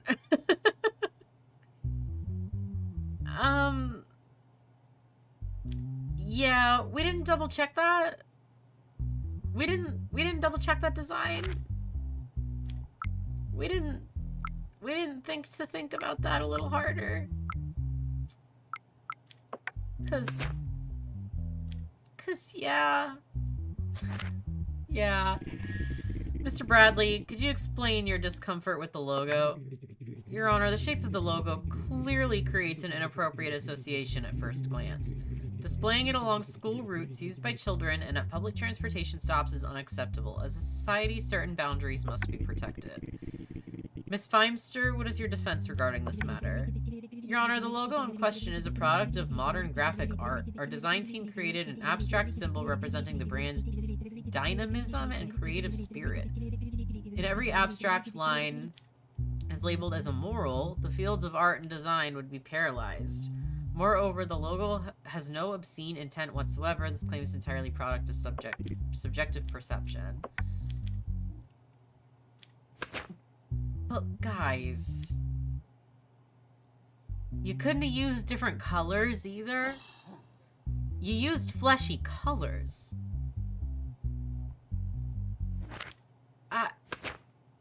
Guys, I'm gonna be so honest. I think he has a point. I really do. And it's also not like a piece of art in like a gallery or something. It's a logo for a company. That is not the same thing at all. We're not talking about some art in a museum. That would be fine if that's what that was. That is a company logo. What are we doing? Did I already look at this? I keep forgetting if I looked at the email. Guys, I'm gonna be honest. I'm kind of with him. I'm gonna be, yeah. If a company has like an inappropriate logo, doesn't that have to be changed? Isn't that a thing? Yeah, I mean, you gotta. I don't think it's good. It's very, yeah. Like, I automatically saw exactly what he meant once I looked at it, so that says something. God, look at my money. Ugh. Y'all are killing me with all the stuff you're asking for. Oh boy, what? Nothing changed, which makes me feel like I did good. Jabbar, Varos, and Thalin Rook. If these names receive punishment, just like in the shopping mall, a bomb will explode under your house as well. Are you ready to sacrifice your wife's and children's lives? We don't give a damn about the other guy. If you don't want us to harm your family, put all the blame on him. Y'all haven't done anything to me. Empty threats. Okay, so there's 3 people. So I'm thinking maybe one person is innocent because they're like, we don't care what you do with the one guy. Just blame it all on him, which makes me think that he's probably not guilty. But we shall see. Okay, none of them are above 50. Yes, criminal record on just one of them. Good mental health, good national status, good. Okay. Charges, terrorism, and multiple planned murder. Last week at noon, a bombing attack took place at the Brimwater shopping mall. In the explosion, 18 civilians lost their lives. After reviewing the surveillance footage, 3 suspects have been taken into custody. These 3 suspects are believed to be members of the GPG terrorist organization. I've completed my mission, but this will not end here. Many of my brothers will continue this sacred duty. This is only the beginning. Look, I don't know what you're talking about. I have nothing to do with any organization. I was there just to do some shopping that day. I don't understand. Am I considered guilty just because I wasn't injured in the explosion? Please, I'm innocent. You have arrested the wrong person. I am hearing the name of this organization for the first time from you. I'm not even interested in politics. I'm just a doctor who does his job well. Okay. So...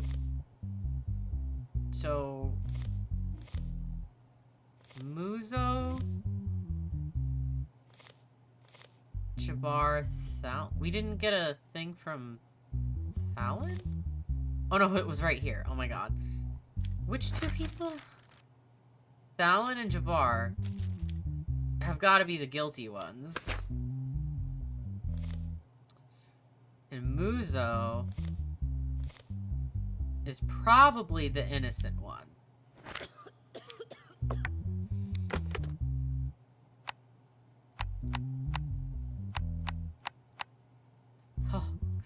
Oh my god, I don't know if I'm getting really lucky or whatever's going on with that, but... Photographs of GPG terrorist organization members who are wanted on the red list. Yeah, you don't look like any of those. You 2 are these 2. But then there's this guy, which is clearly not you.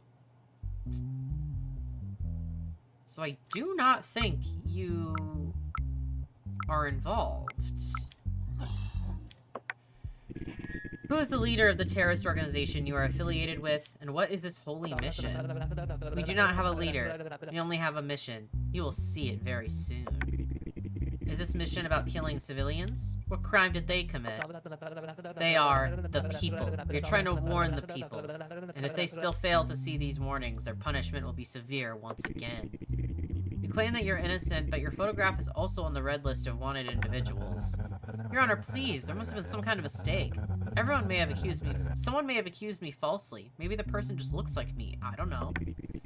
When did you meet these men? I don't know these men. I just wanted to help people who were injured in the explosion.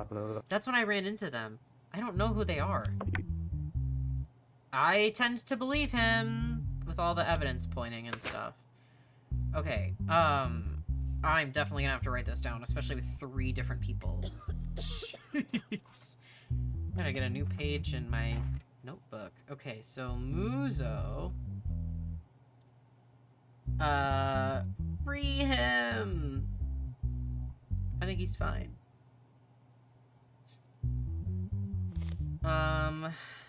Jabbar.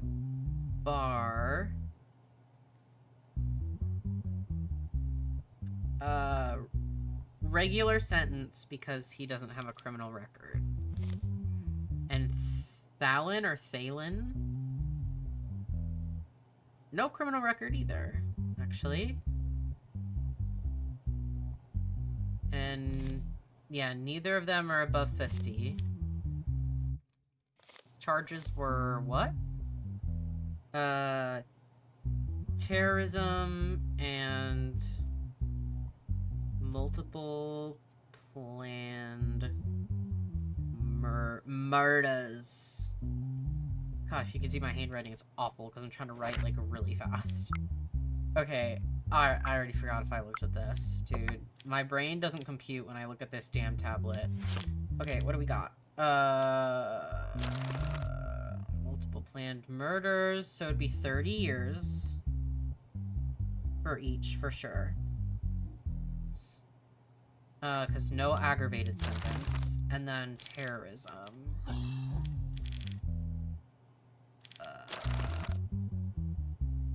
Oh, aggravated sentence is execution. Oh, shit.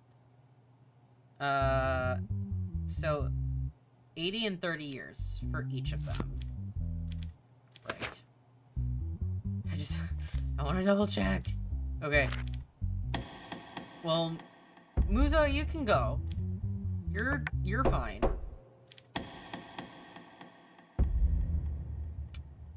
You are guilty. And what, 100 years.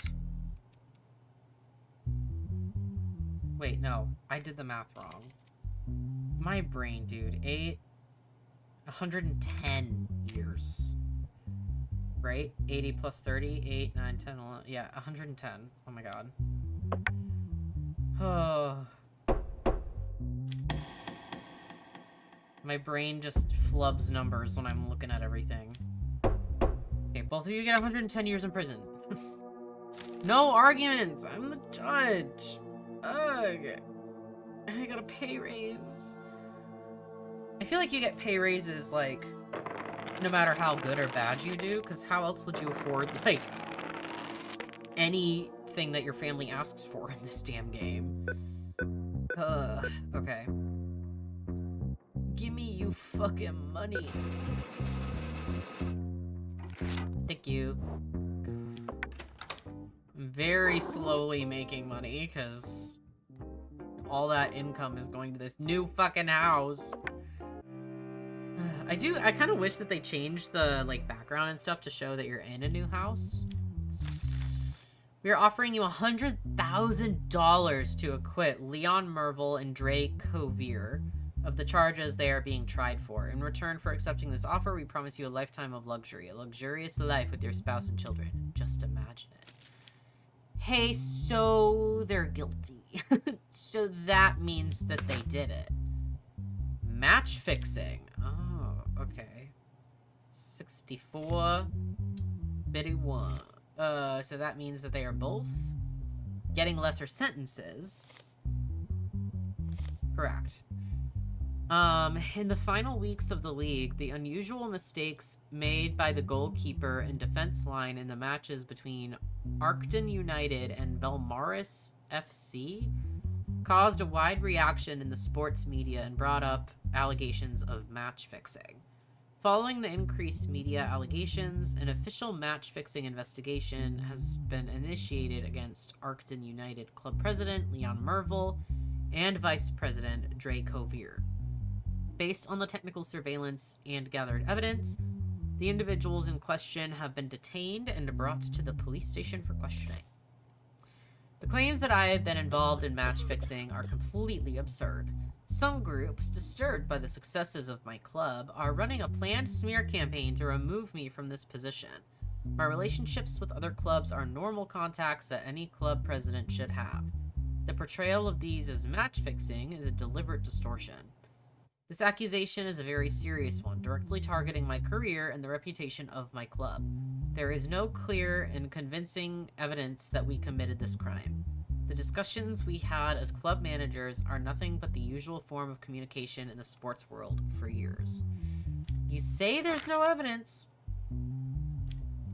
Guess who has an evidence case? Me! Who wants to go to the Four Seasons Orlando? Me! Okay, you go on the bottom one.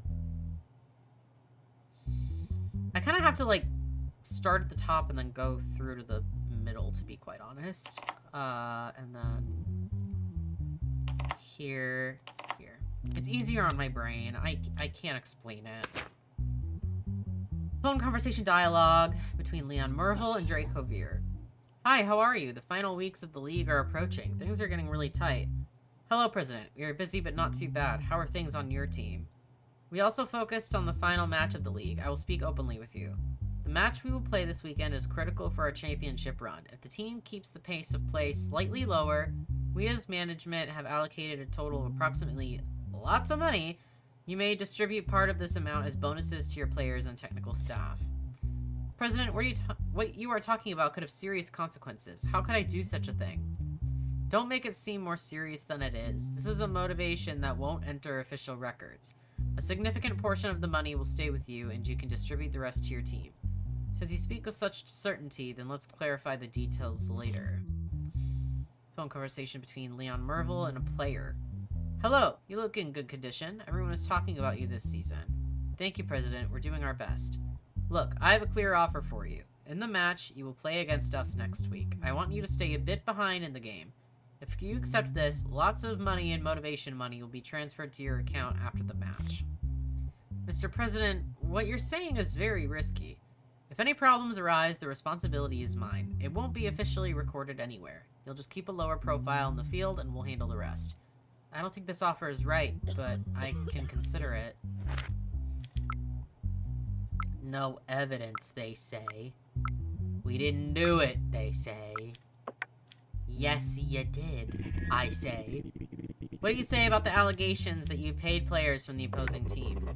Your Honor, in the discussions I conducted as part of my presidential duties, the word bonus was mentioned. However, these were general support payments discussed for friendly matches and cooperation projects. Are you claiming that these conversations have nothing to do with match fixing?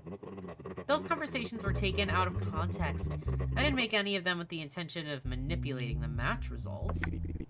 So you are not admitting that you fixed the match. All the contacts I made were within the framework of relationships that have existed in the football world for years. Is there anything else you would like to add? That's all I have to say for now. Mr. Cuvier, what is your defense? As my president also pointed out, our conversations are being misinterpreted. Is there anything else you would like to say? I did not give any instruction to any player or club to intentionally lose the match. Not in those exact words, but like, yeah, you did. Okay, so... my fucking chungus back, dude. My back fucking hurts. Match fixing. Would that be in theft? What would that be in? Aha. Okay, but I have to... Oh god, wait, okay. So, when it says... Because they're both above 50, aren't they? Yes. Should be given half the punishment for their crimes. So does that also mean the fine amount? I would assume? Right? Right? Shoot. I already forgot they don't have criminal records. Okay. So it's really not even that big of a sentence, to be quite honest. Because it'll be 2 years, because it's... Oh my... I already fucking forgot! Half of the... So yeah, cut it in half. Half of it. Oh my god. This is the first time I have to do this, okay? Cut me some slack. Okay, so 2 years for each of them. It does a lot of money. But then you would divide that by half. Yes, I'm using a calculator because that's a lot of zeros.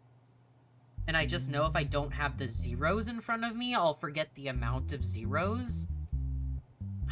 I can't explain my brain to you, okay? I just can't. 1, 2, 3. 1, 2, 3.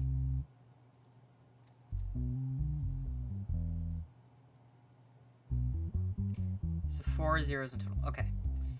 I just, again, the amount of zeros on something, like, flubs my brain really, really hard. Guilty. 2 years. $250,000. You're done. And same thing for you, bud. Matching. Literally. Match fixing? much. Okay. Oh, Bongo. You better stay safe through all this, or I swear to God. Why is your resolution so low? You look so pixelated. Marcellus Gray. Charges insult. Yes, criminal record. Oh, he has a bad mental health though. The incident occurred at a restaurant called River Fork Grill in the city center. While delivery service employee Jordan Price was distributing orders to the tables, he was targeted with racist remarks by a customer named Marcellus Gray. Upon reviewing the security camera footage, it is clearly seen that Jordan was merely performing his duty and that there was no argument or provocation between the parties. Witness statements recorded by the restaurant management and other employees confirmed that the incident was entirely a personal attack by Marcellus Gray, and upon complaint, Gray was taken into custody for processing. I was distributing orders to the tables. When I approached table number 16, this man suddenly said my name and started hurling hateful words in my face. I tried to stay calm because my job requires me not to engage in arguments, but what he said, as you can imagine, were not things easily forgotten. At that moment, I was simply doing my job. I go to that restaurant often. Normally, they had a certain employee profile. The staff I saw that day, frankly, I thought they did not align with the restaurant's vision. I did not say my words to provoke. I simply expressed my opinion. We can speak freely in this country, right? My grandfather was a soldier. Do you know what my family has done for this country? That's why I believe some things need to be preserved. I want to kill it. I'm not gonna, but I wanna. Oh, God. Hey, dog, who let you in here? I'm sorry, did you call me? Is there a dog here besides you? Watch your words, or else... Or what, you bastard? Are you threatening me? If you don't leave now, I will call the police. Okay, no digital evidence. No emails. Do you think the words you said fall under the scope of free speech?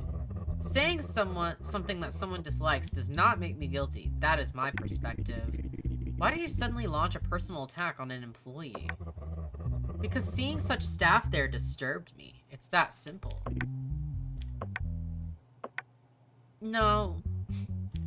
Can't do that, actually. But he... Oh, I forgot. He does have the sanity impaired, so... You're getting help. You're lucky for that. I'm letting you off easy here.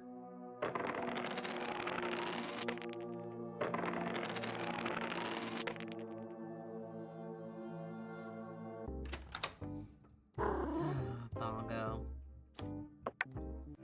Bongo, my little dude.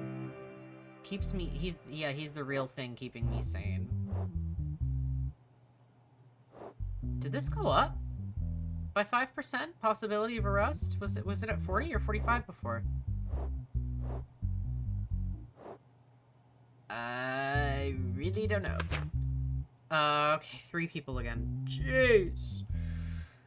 Mira Malvorth, Matt Malvorth, and Celia Malvorth. I think probably like a mom and 2 kids or something.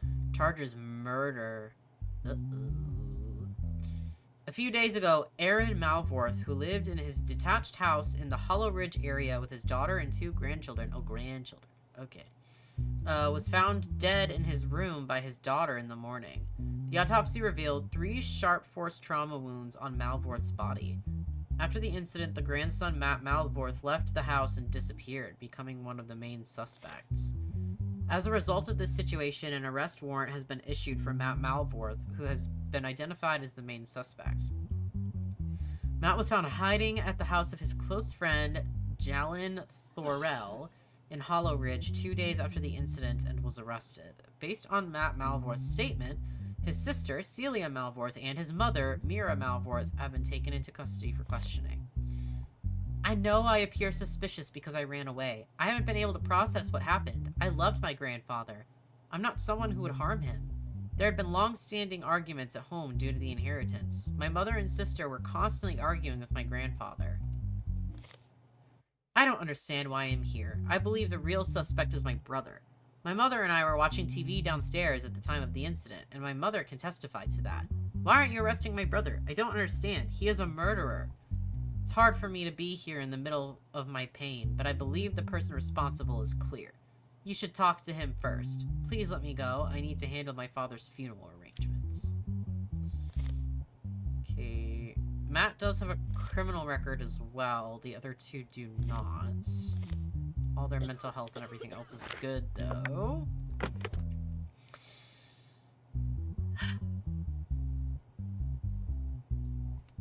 Right.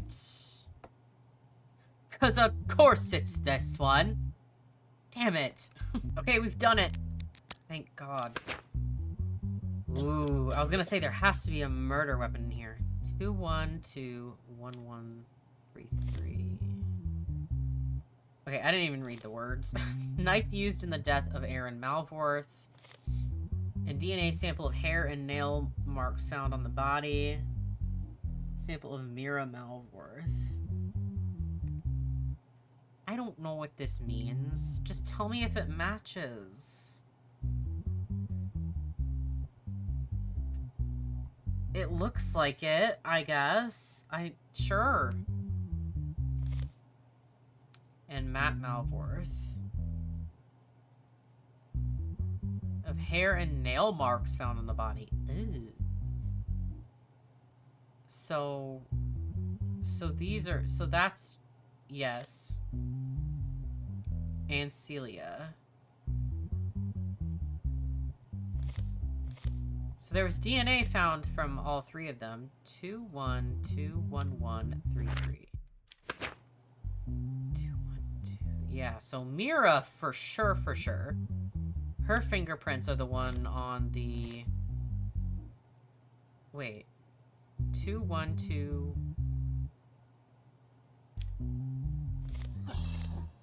Oh, there's an extra. I was like, isn't that the same? No, so it is her, but their DNA was found on the body as well. All of theirs. Right? If I'm understanding this correct, or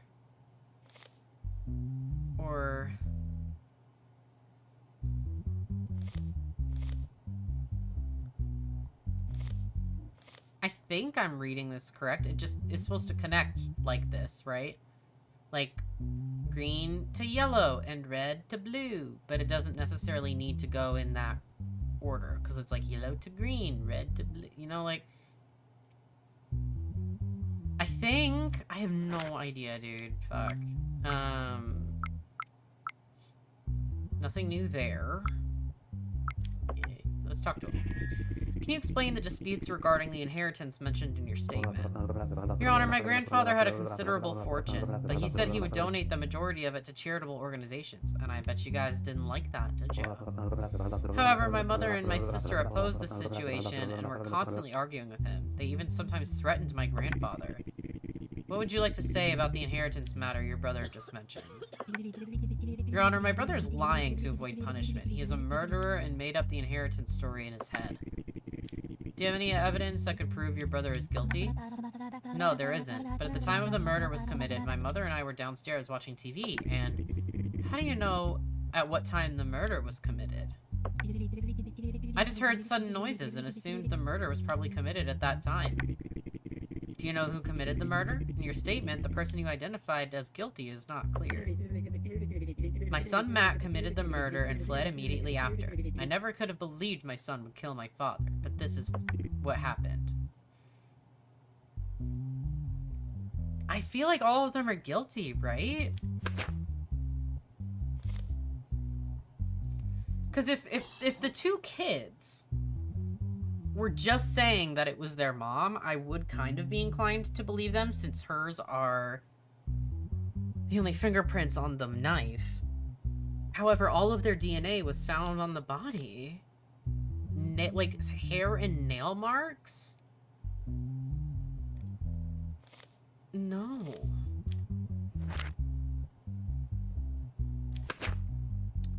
Was it just murder, or what was... Yeah, murder. I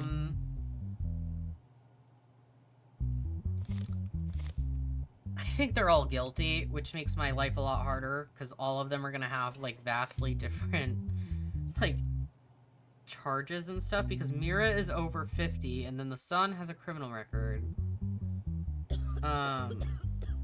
Over 50. Okay. Matt has a criminal record.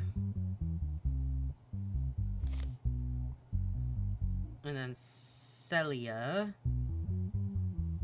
is just normal. No special things going on. Okay.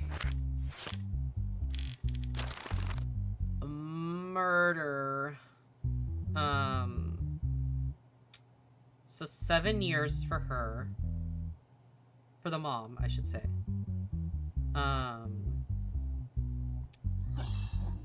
And then 26 years for the son. Jesus Christ.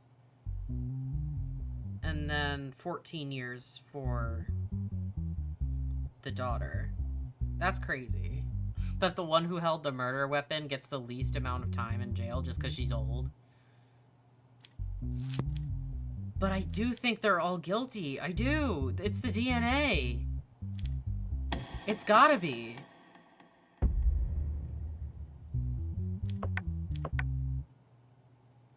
Seven years.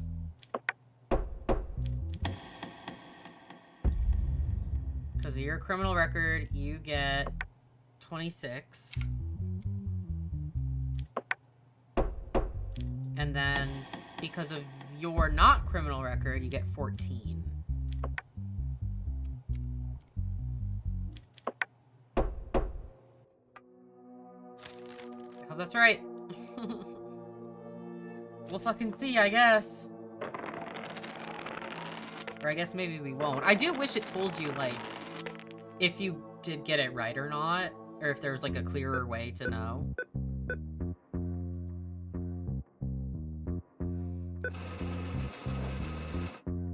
Slowly making my money back, and then I'm positive my family's gonna be like, we need 5 new cars.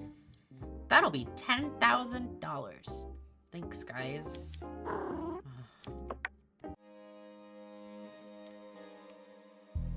Okay, 40... My possibility of arrest went up? Why? Was I wrong about one of them?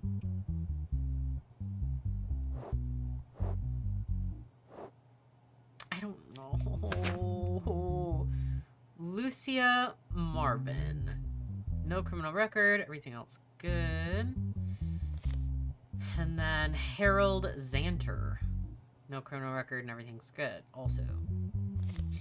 Bid rigging. In recent months, following the suspicious assassinations of the CEOs of Norvax Industries and Glenmore, Lucia Marvin and Harold Zanter were appointed as their replacements.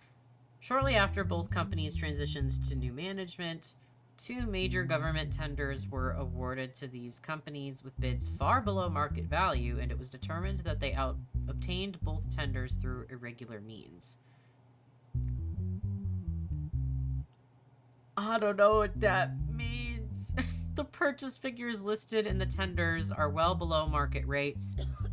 As a result, investigations have been opened into the companies, and the newly appointed CEOs have been detained.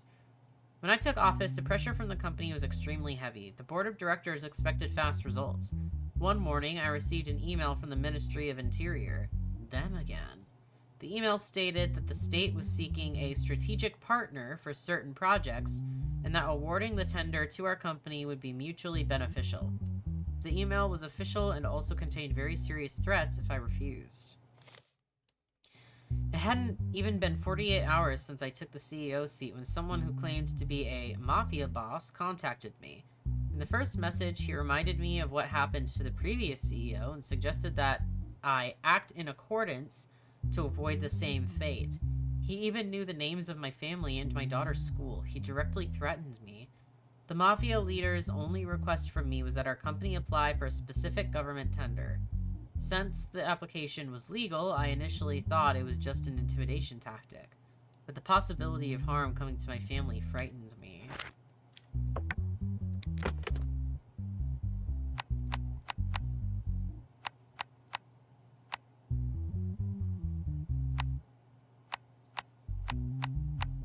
I mean, yep, I was like, just fucking around on these seems to work.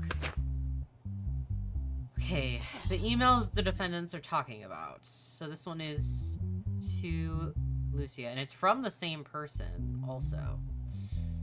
As the Ministry of the Interior, we will offer you a special strategic partnership for the benefit of you and your company.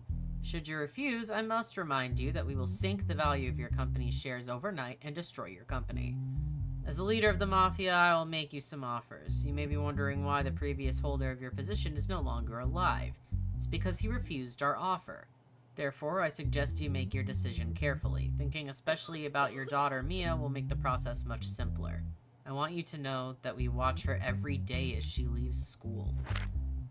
Ooh. Ooh, I didn't mean to click that. Okay. Why did you rely on such a risky tender and get involved? Your Honor, the formality of the message misled me, and in the face of the threats to destroy the company within the message, I was subjected to immense pressure by the board of directors. I had no other choice. Do you even have the slightest guess about who the sender might be? I'm not certain of its authenticity, but the tone of the message seems to come from someone high-ranking. It felt like it was directly from the Minister of Interior himself. He provided me with a lot of information and details related to the ministry. Why didn't you immediately contact the police regarding the threats made against you and your family? I was forced to remain silent to protect my family. I could not put their lives at risk. I tend to believe them. I really do. I mean, clearly they're very threatening. I mean, I think they're good. I think they're fine to go. I fear for their safety, but I think they're not guilty. As in, like, they were coerced, you know what I mean?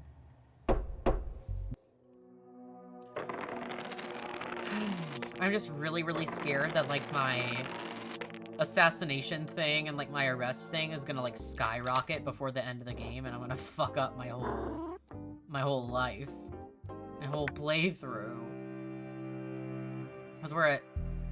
Okay, so these haven't gone up. Okay. Why do we have a baddie over here? Mary? The compensation lawsuit filed by a famous movie actress... Oh, checks out. Checks out. Against her ex-husband, the well-known actor Josh Daniel. The parties went their separate ways approximately 3 months ago following a prolonged and contentious divorce case.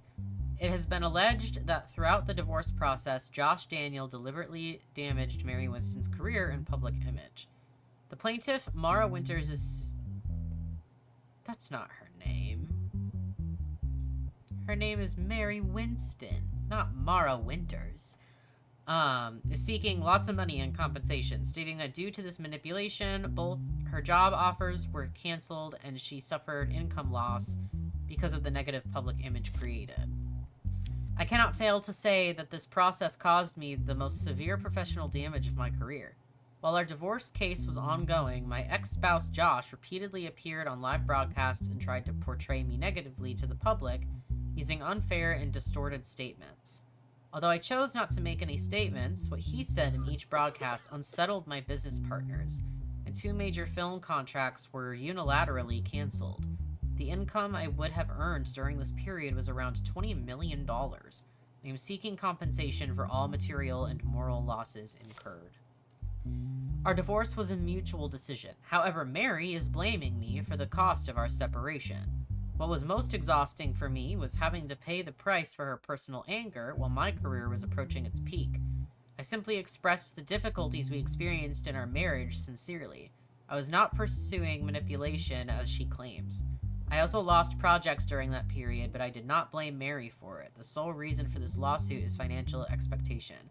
I absolutely do not accept the requested amount. Feels like I have to see the evidence. Document stating that the media company Jupiter Media Group unilaterally terminated its contract with Mary Winston. The dialogue between the host and Josh Daniel during broadcasts. Your divorce from Mary Winston was widely discussed in the tabloids. What would you like to say? Living with Mary was not easy. Once I started living with her, I realized she was a very different person. Why would living with Mary be difficult? You wouldn't believe this if I told you, but one night I caught Mary having sexual intercourse with our dog at home, and at times she also drank her own urine. Dude, I knew you had said something fuck-ass like that. Oh my god. What were we thinking? Guess the divorce was the right decision, Daniel. Yes, people understand me now.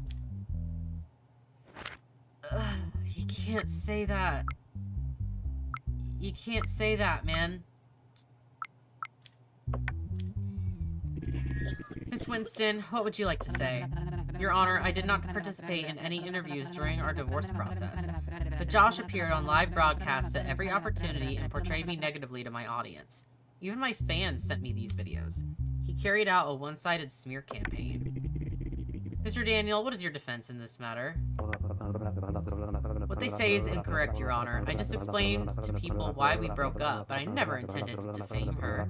Mary, by profession, loves to exaggerate and dramatize everything. It wasn't because of me. Her career was harmed because people got to know Mary more closely during this process. No. You said some weird shit. Yeah. You're gonna pay her that money. That's for damn sure. 'Cause you can't say stuff like that.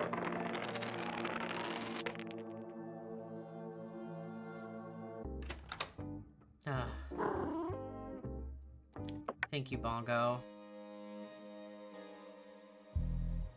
What do we got? Eamon Kell and Marcel Torin. Criminal record on this one. Not on this one. Okay. Oh.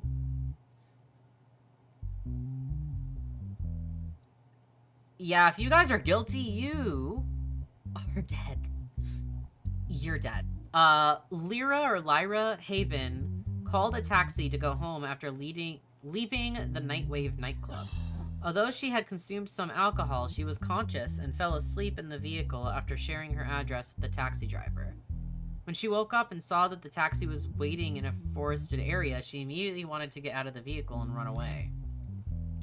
However, the taxi driver, who quickly followed her, struck Lyra Heaven from behind with an object, knocking her unconscious.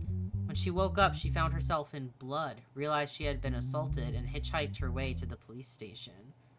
During the search, the license plate of the taxi that Lyra Heaven had ridden in was checked, and it was found that the owner of the taxi was Marcel Thorin, who was subsequently arrested. The night of the incident, I was feeling really down. I had an argument with my coworker, so I went out to have a drink.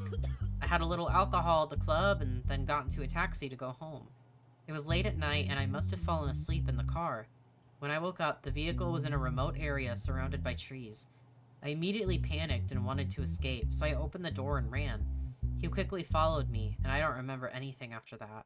I couldn't clearly see the taxi driver's face because it was dark. My phone also ran out of battery, so I had to hitchhike. I don't know what you're talking about. I was at my cousin's house that day. The taxi may be under my name, but I gave the car to my friend who wanted to work that day. His name is Eamon Kell. I knew that sly guy had a weakness for women, but I never expected this. Following the statement given by Marcel Torin, Eamon Kell was arrested. I was gonna say, where does the second guy come in? Yes, I was using the taxi the day of the incident, but I drove it in the morning. Before evening, I gave it back to Marcel. I hate using the taxi when it's dark. All the troublesome people get into my car at that time. I drove the taxi in the morning, and in the evening, I was watching a movie at home. So one of them is lying. One of y'all is fucking bullshitting me right now. Or both of you covering it up somehow. I don't know. Okay. I do that for?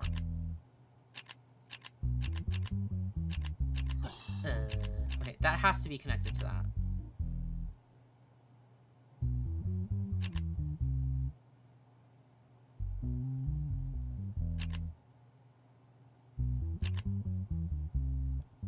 No, what am I doing?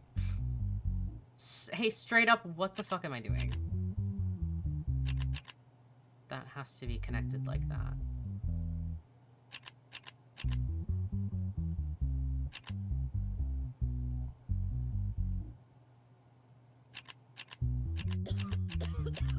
There we go. They're getting harder, I think. Wound in the head area due to hard impact. That checks out.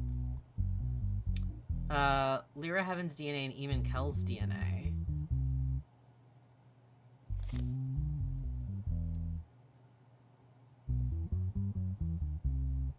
So does that mean both of their DNA?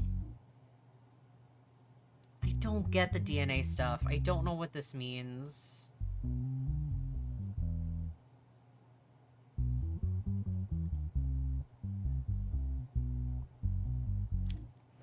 I don't know what that means. Your friend says he drove the taxi during the day, returned it to you in the evening. What do you have to say about this? This is a lie. He gave me the car the next morning. Was the taxi with Marcel Torin the night of the incident? I swear to you, yes, Your Honor. I returned the car before evening. After that, I don't know what he got up to. I feel like the DNA is the key, but I don't understand it. What does this mean?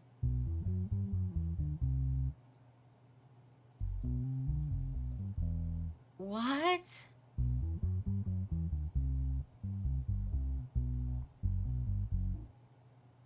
I don't get it. I feel like I have to look up something about this because I don't understand what this means. Okay, I really did have to look it up because I don't understand how this works. Not computing in my brain even a little bit. And someone on Reddit thankfully explained it in a way I could understand. I guess I'm just supposed to look really close at these and make sure that it matches, as in green always goes with yellow and red always goes with blue. And if anything deviates from that, it's incorrect. So I was looking at these and I was like, oh, then this is incorrect because yellow does not go with blue. That's the first instance. So I'm like, okay. And then I was looking at this one, and this one checks out, right? Because it doesn't matter the order, I guess. Like, if it goes yellow, green, or green, yellow, or, you know, these, whatever. So, by that definition, Marcel is the guilty one. Because the DNA matches. And this one is not guilty because... Sorry, I'm writing this down. Because the DNA does not match. Because I have yellow with blue. And that isn't correct. Right? I think...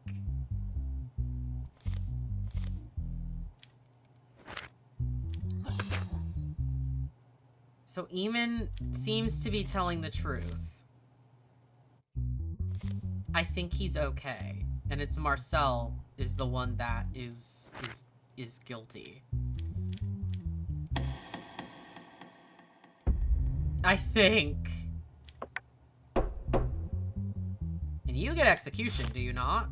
You sure do. And I am okay with that.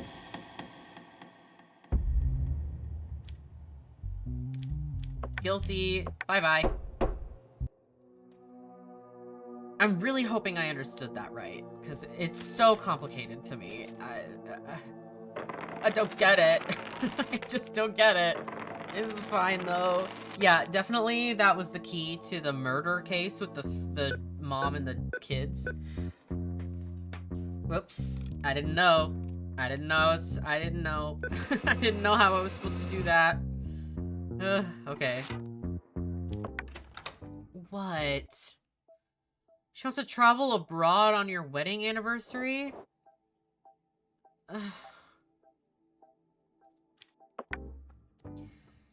Fucking guess.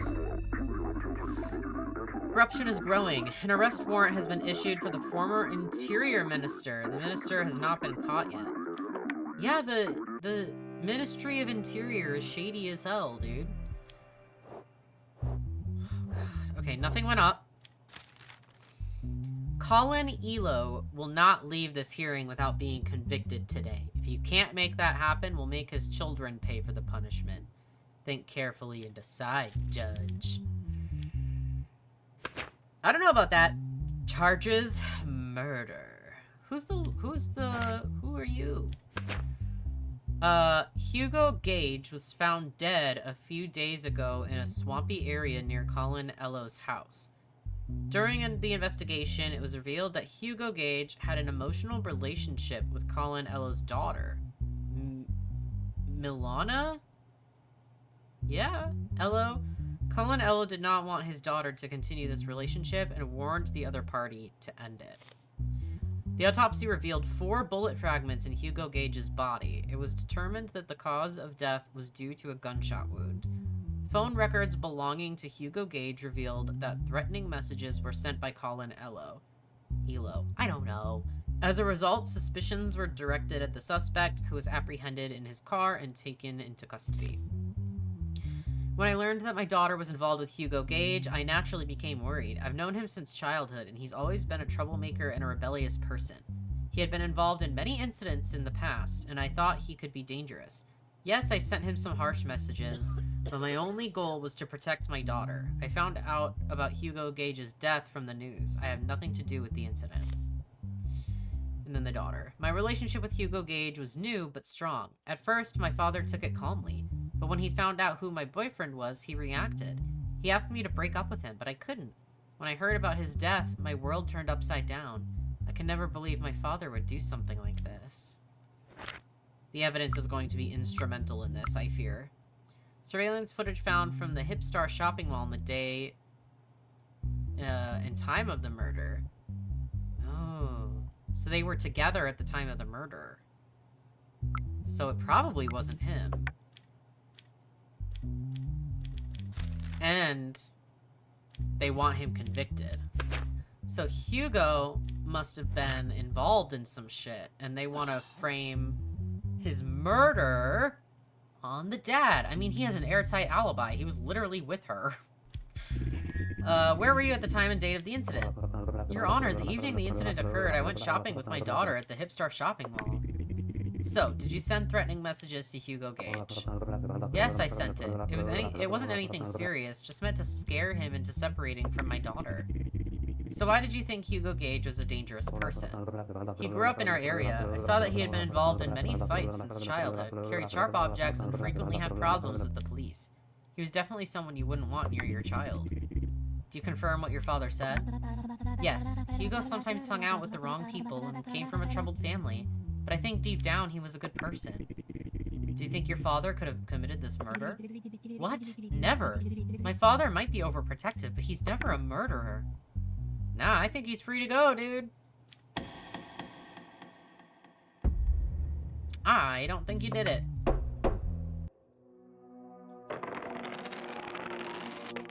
I fear for my safety. But, hey, we'll see. We'll see. Alright, give him a little pet. End the day.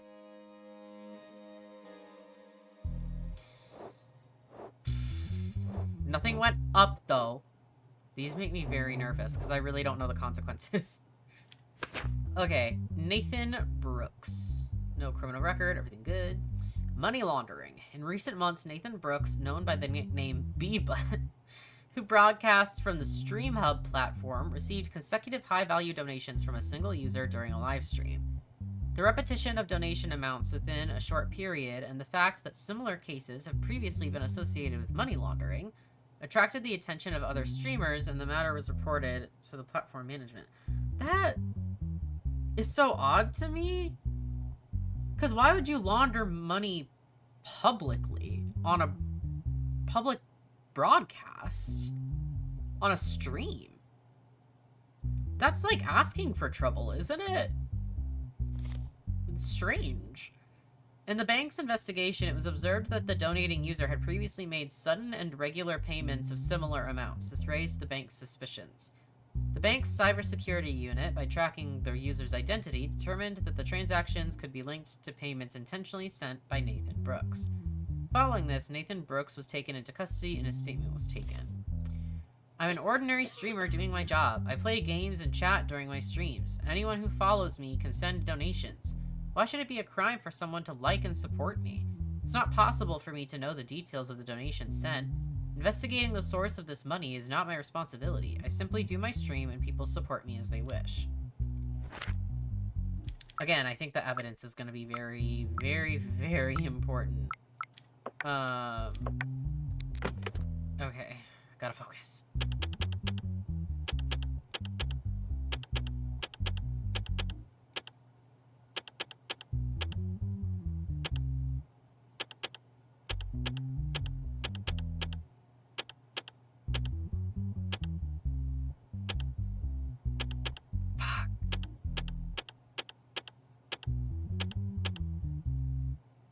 Okay. The mutual message dialogue between Nathan Brooks and the donating follower. Hello, am I speaking with Nathan Brooks? Miles Green. Yes, it's mine. How did you find my number? Don't worry about that part. I have a good offer for you. What kind of offer? I will make large donations to your streams. You will then transfer back to me the percentage of the donations we have agreed on. That way we will both make serious money.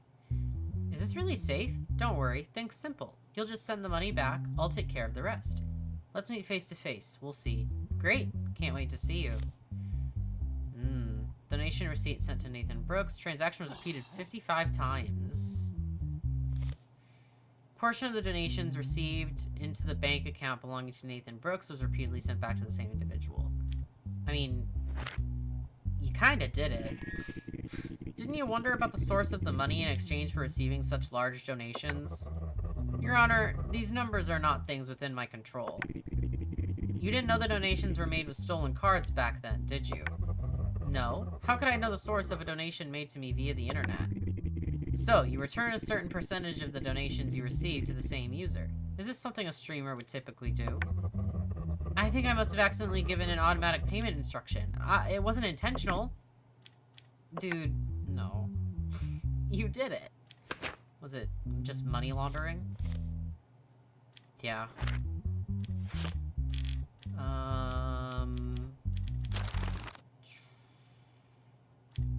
Did you have a criminal record? No. And you're only 28, so. 6 years, $50,000 fine. I always cap my pen. I shouldn't do that, because I always need to take these little notes. 6 years, $50,000 fine. Sorry, bud. You probably shouldn't have done that on a live stream. Okay, 6 years, 50,000.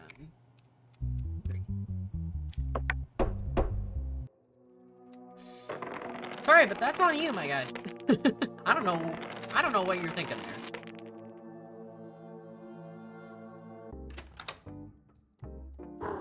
Thanks, bud. Week 19, we're getting there. Only this and then a couple more weeks. Okay. Wait. Nothing went up. Good. Alexei Korolev's claim that the child born to his ex-wife Melissa Hartley is his biological child. Alexei Korolev and Melissa... I don't know why that last name is so, like, I can't pronounce that. Were unable to have children during their marriage. 7 months after the divorce, Melissa Hartley gave birth. The plaintiff, Alexei, believes the child was conceived while their marriage was still ongoing and therefore thinks he is the biological father. The defendant, Madeline, that's not her name, claims that the child's father is currently Erwin Richter, with whom she is living. What do you mean the child's father is currently? Is that changing? Alexei says, only a few months had passed since our divorce. I learned that my ex-wife had given birth. Naturally, it is obvious that the child was conceived during our marriage. I do not believe she cheated on me. All I want is to be officially recognized as the father of my child. She could have cheated, though. Oh, God, the fuck-ass DNA. Why am I on Maury right now? Are you or are you not the father? It has been proven that the child does not belong. Oh, so it tells me? It has been proven that the child does not belong to Alexei. Okay, let me actually take a look at it just to confirm my suspicions then.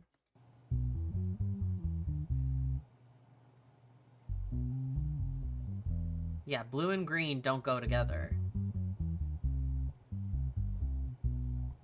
Okay. Okay. Maybe I'm understanding it. What would you like to say regarding this matter? Alexei is not my child's father. I have no doubt about this. Please leave us alone now. During the marriage, was there ever a moment when you thought your spouse was cheating on you? Never. Melissa would never do this to me. That's why I wanted this to be clarified. Buddy, the kid's not yours. I hate to say, because you want it to be, but it is not. The DNA says... What is it? What does Maury say? Because I was about to say survey says. Not the right show. Shows you are not the father.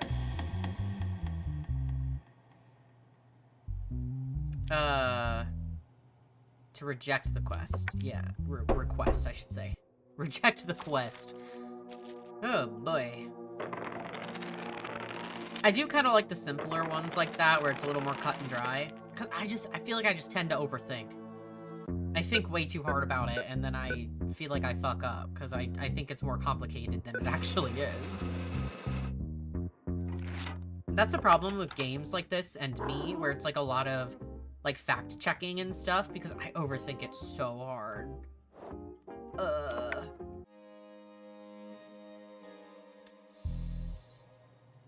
Okay. We're doing okay. What? Ryoji Tanaka is our leader, and today he will be acquitted. If he is convicted, a heavy penalty will be waiting for you at the end of the day. We expect you to be a compliant judge and follow our instructions. When have I ever? When have I ever done that? Tax evasion, organizing illegal gambling activities. No criminal record. Oh, so if he is guilty, he's getting deported, though. Following an anonymous tip received about 2 months ago, the police placed a small electronic shop called Lotus Appliances located in the back streets of the city center under surveillance. It was observed for a long time that the establishment, which appeared to be an ordinary repair shop during the day, organized high-stakes private games behind closed shutters at night. On the night of the operation, teams raided the back section of the shop and took the business owner, Ryoji Tanaka, into custody. I didn't force anyone to come here. People came to have fun and try their luck a little. Think of hundreds of men who had moved out of this city and lost their jobs. They all saw this place as the only place where they could breathe. The state talks about taxes, but what does it give to those who pay them? Does it take responsibility for a customer knocking on my door at 3 a.m.? I was only managing the money people left behind. If you even consider that a crime, then I have nothing more to say. Evidence, please.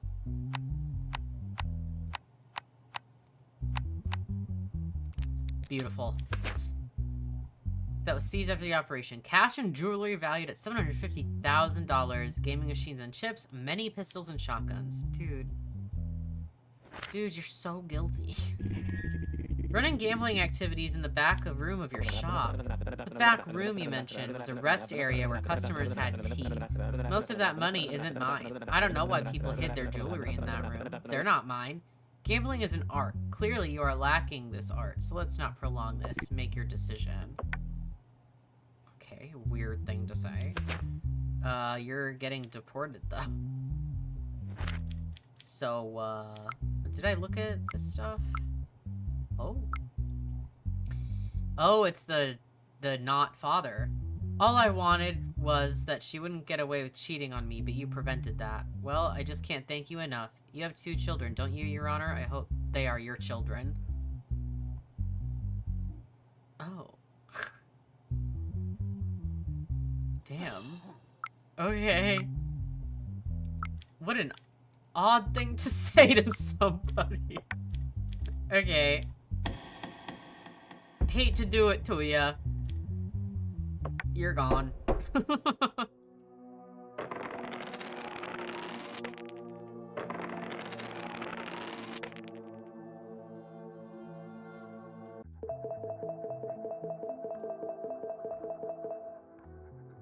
I still don't know if this is actually a good thing or not. Because I know I definitely have fucked up a couple times. But maybe it's just like a percentage. Like overall, I've done a pretty good job. Maybe. I don't know. Alright, what do we got? How are we doing? Yeah, we're at a 50-50 for everything now. But I only have this week and then the next one left. So if we can keep things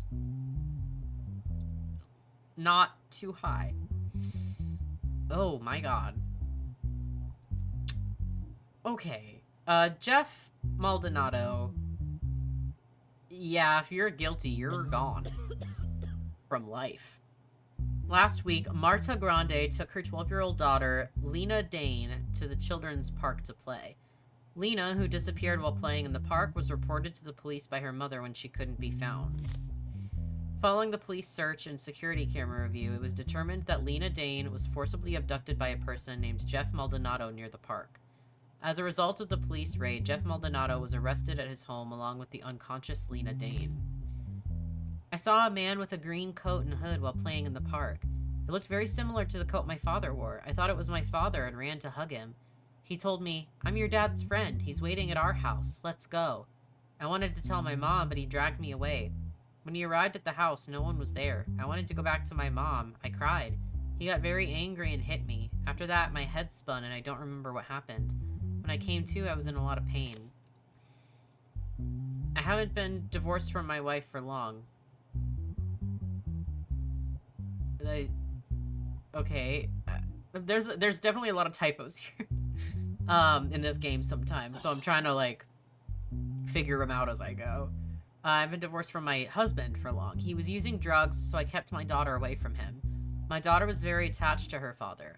I tried to be both a mother and father to Lena. Please don't let that disgusting creature live.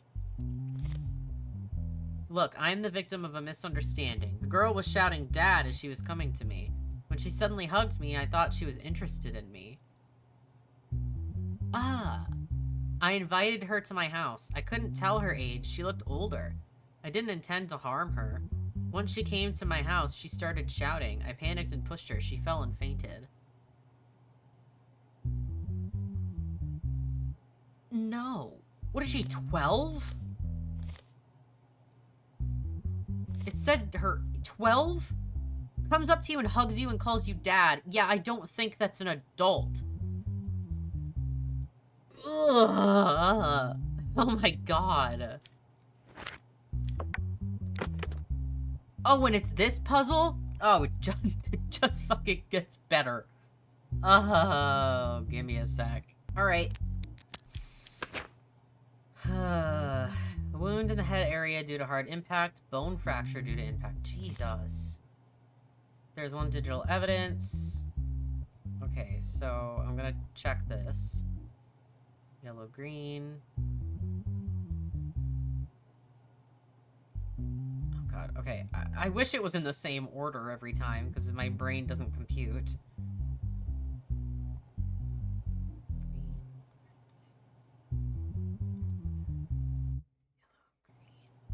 So the DNA does match. Okay.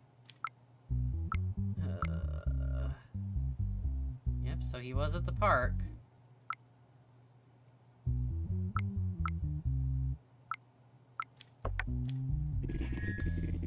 How can you think a child who hugged you calling you daddy is an adult? Correct, that's what I was saying. Your Honor, I just relayed what happened. The rest is up to you. Surveillance footage shows you forcefully taking the child. What is your defense? I thought she was joking at that moment. She wanted to come with me. I see.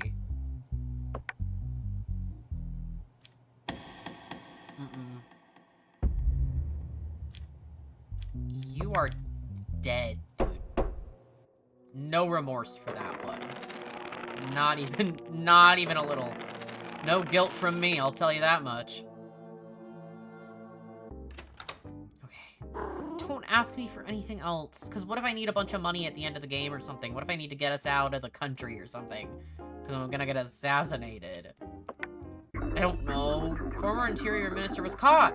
Martin Redrow was brought into the country, and trial is expected to be in the coming days. Oh my god. The words were moving and my eyes could not follow.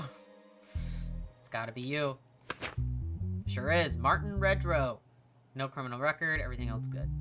Corruption, incitement to murder, taking part in organized criminal activities. Everything. It was claimed in the statements of different defendants that Martin Redrow was involved in various crimes during his time as Interior Minister. As a result of the investigations, it was determined that Martin Redrow used many police officers and intelligence agents to take part in various crimes. I tend to agree. In this way, it is claimed that he established the organized crime gang, popularly known as the Mafia, and carried out his activities. With the arrest warrant issued for Martin Redrow, it was understood that he was abroad and he was caught during the operation and brought to Banana Republic. I don't know where to start, but I think it's time some things finally come to light. What can a person do in the face of so much evil? Yes, I ordered the murder of the CEOs of the company because they hadn't accepted our offers. Yes, I was the one who got the cartel arrested and silenced them in prison because they were making my business harder. Stupid Armando blew up the parliament to punish me. He knew there were lawmakers supporting me. He wanted to intimidate them, and it worked. They promised that if I eliminated the Prime Minister, they would put me in his place. I assigned my most trusted man to the job, but they had him caught. That was when I realized there were people within the organization undermining me. Eventually, they incited the public and removed me from my position as well.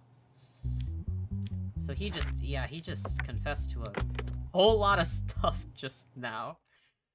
Okay, these two go here. This goes here. This one goes here. This one goes here. This one go here. There we go. Information about Mafia members and plans of past actions.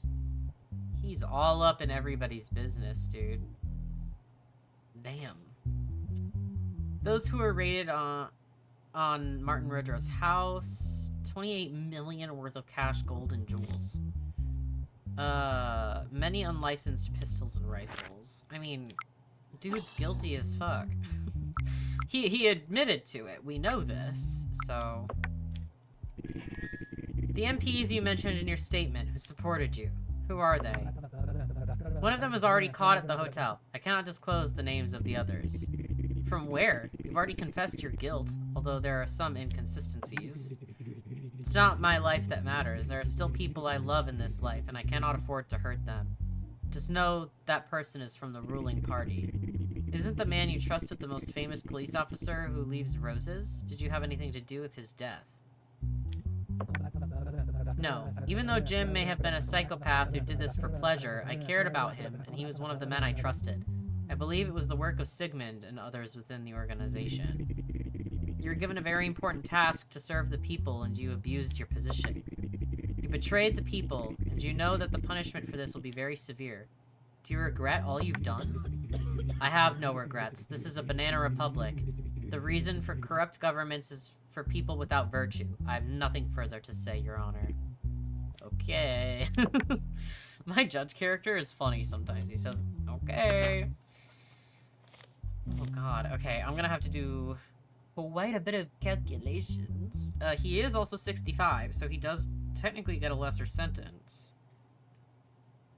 Years old. Half sentence, just so I have it in front of me. Oh boy, okay. Corruption. Incitement to murder. And I'm just gonna say like organized crime.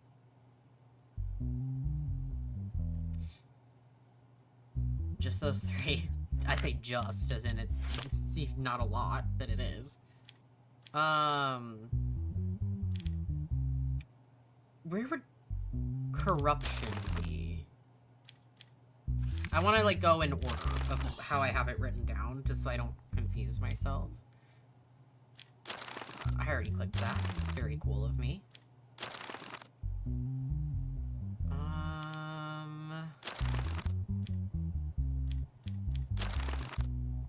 Corruption.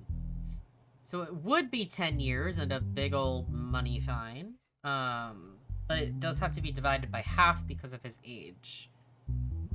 So 5 years.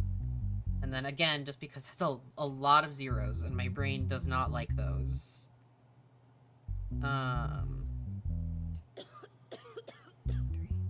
3 divided by 2.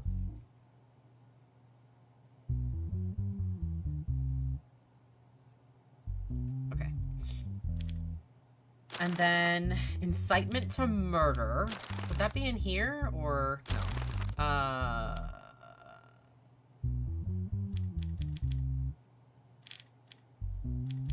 Crimes investigation. Incitement to murder. So it'd be 4 years. 4 years. And then organized crime. Taking part in organized criminal activities. 16 years in jail. But we only need half of that, so... Oops.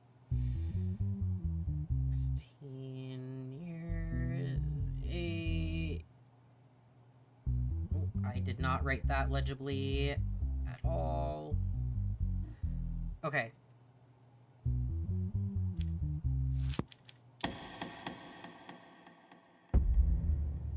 Okay, add up all the years.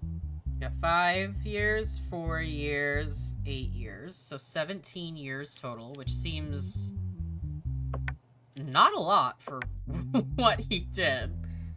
17 years. And it was just that one fine. So it was 5 and then 1, 2, 3, 1, 2, 3. Okay. I think that was right.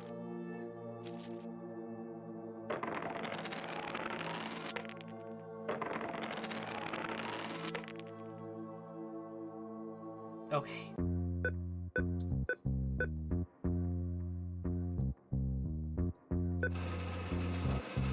Oh, I should probably look after I take the money. Okay. That's a good amount of money. You never know, I might need it. Oh my god, we're in the last week. Oh my god. Okay, didn't go up. They're both still at 50. I think that's okay. Gregor Hawthorne and Peter Mercer. The filing of a lawsuit seeking the dissolution of the ruling party, BCP. Party spokesperson Gregor Hawthorne is attending the hearing on behalf of the BCP. Representing the opposition bloc, Mr. Peter Mercer is attending the hearing. The former Minister of the Interior claimed in the case that he was being tried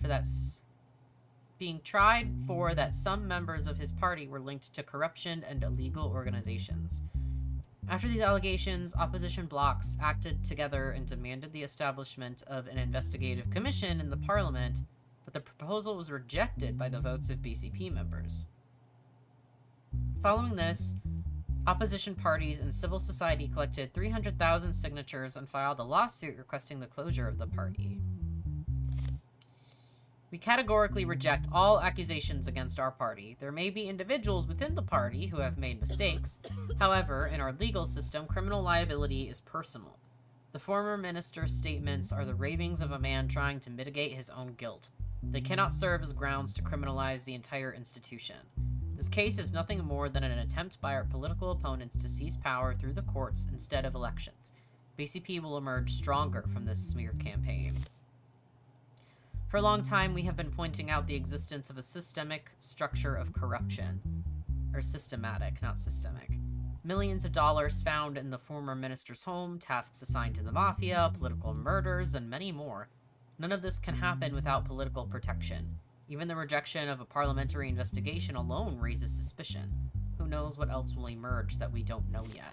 That's what I was gonna say, is like, this whole thing is just because they established an investigative commission. It's just an investigative commission to look into what they're doing, and they're like, we don't want you looking into our stuff. This is a smear campaign. We didn't do anything bad. How guilty can you look, dude? If you had nothing to hide, you wouldn't care that they were looking. Fucking rule number 1, in hiding stuff. Just saying. Oh my god. Mr. Hawthorne, your former minister stated that he received support from within the party. In that case, does the party bear no institutional responsibility? Your Honor, accepting the words of a criminal as absolute truth is extremely dangerous. Our party's institutional response has been to remove the offender from duty. Another member of parliament from your party was previously tried for corruption. What do you say to that? Your Honor, our party has thousands of members. The presence of a few ill-intentioned individuals does not mean the entire structure is rotten. A basket containing a rotten egg does not require throwing away the whole basket. What are your views on this matter? Your Honor, as the opposition parties, our concern is not to win the election. It is to clean up the criminal organizations that have infiltrated the state. It is clear that BCP has used state power for political gain. We have all seen and witnessed the actions of the party's former minister. Could the former minister have carried out the entire process on his own? If that were the case, the cartel wouldn't target the parliament to harm the mafia. In fact, the former minister himself admitted that he wasn't alone. All the corruption, the BCP no longer has legitimacy. Our people are uneasy. It is time to put an end to this process. What are your final words before the hearing concludes? Your Honor, today will be a turning point in this country's history. While you try to find answers, we will ask even more questions. I see. Was there anything else?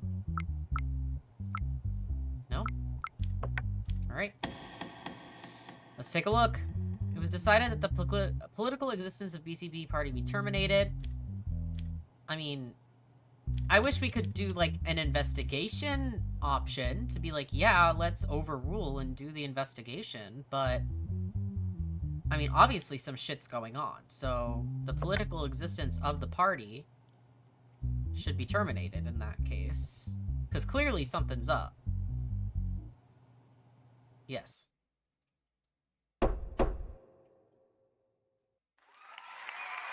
The government changed as a result of the early election.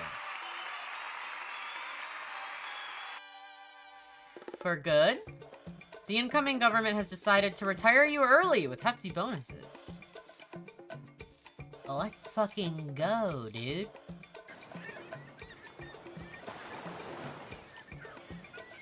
Wow, look at that. And you settled in a resort.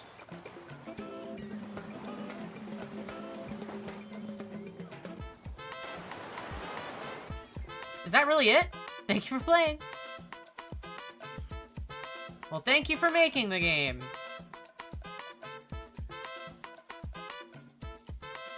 Look at that.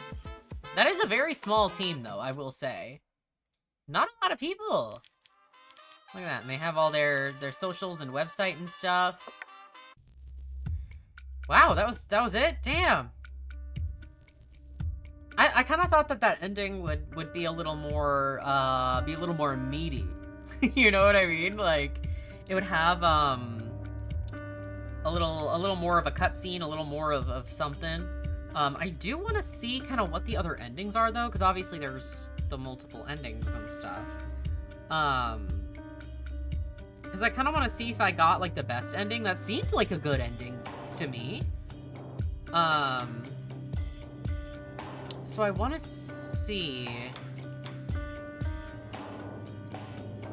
endings. Okay. Vacation ending. That's got to be what I did, right? Gained by not accepting as many bribes and blackmail and not failing many cases. Okay. Let's see. Martial law ending. Gained by failing too many cases. Civil War anarchy ending. Gained by failing to give a proper sentence to too many important cases. The ones that usually involve, like, the cartel, mafia, and anarchists and stuff. And then, of course, the game over endings. Go in the negatives in cash, lose all sanity by denying request, gained by rolling 12 on assassination, and rolling 12 on the arrest, which one of those happened to me. I can't remember which it was, but, that seems like I got the best ending in that case, the vacation ending. Because the other ones are either bribing the, failed to do, like, the good rulings in too many cases, and failed to give proper sentences to, like, the important cases.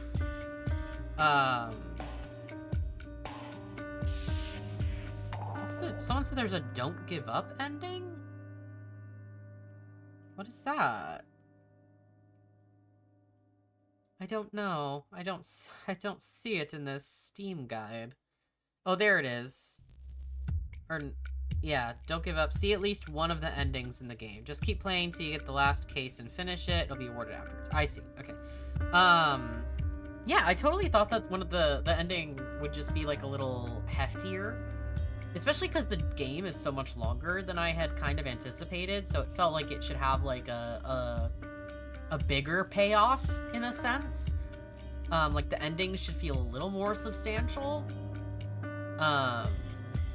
But, regardless, even though I think the ending should be a little bigger of a deal, I suppose, still had a really fun time. So thank you again to the person who recommended it to me, asked me to play it. Had a good time. I always kind of thought I would be fairly good at games like this, where it is a lot of, like, fact-checking kind of things, besides my overthinking tendencies. I'm usually pretty thorough, or I try to be, so I feel like doing another game kind of like this, the, like, That's Not My Neighbor, you know, that kind of thing. I've kind of wanted to try games like that, but I never really found one I was super interested in, so it's great that I kind of dipped my toes into it with this game. And I think I did okay, except for a couple I fucked up on, but I still got the good ending, so go me, I suppose. But yeah, that is it. Thank you guys so much for watching. I really appreciate it, especially if you made it this far. And if you did make it this far and you're not already subscribed, it would mean a lot if you did subscribe. If you have any games that you want to see me play, or that I've already played, you can go check out my other videos. But if you have any suggestions, stuff you want to see, leave that down in the comments. I love hearing suggestions, playing stuff that people want me to play. Otherwise, you can go ahead and like the video if you liked it, share it with everybody and everybody if you so choose. I'm going to link the game down in the description if you want to buy it and play it for yourself. I think it's a pretty fun time. Otherwise, that is it. Thank you guys so much again, and I will see you all in the next one. Bye-bye.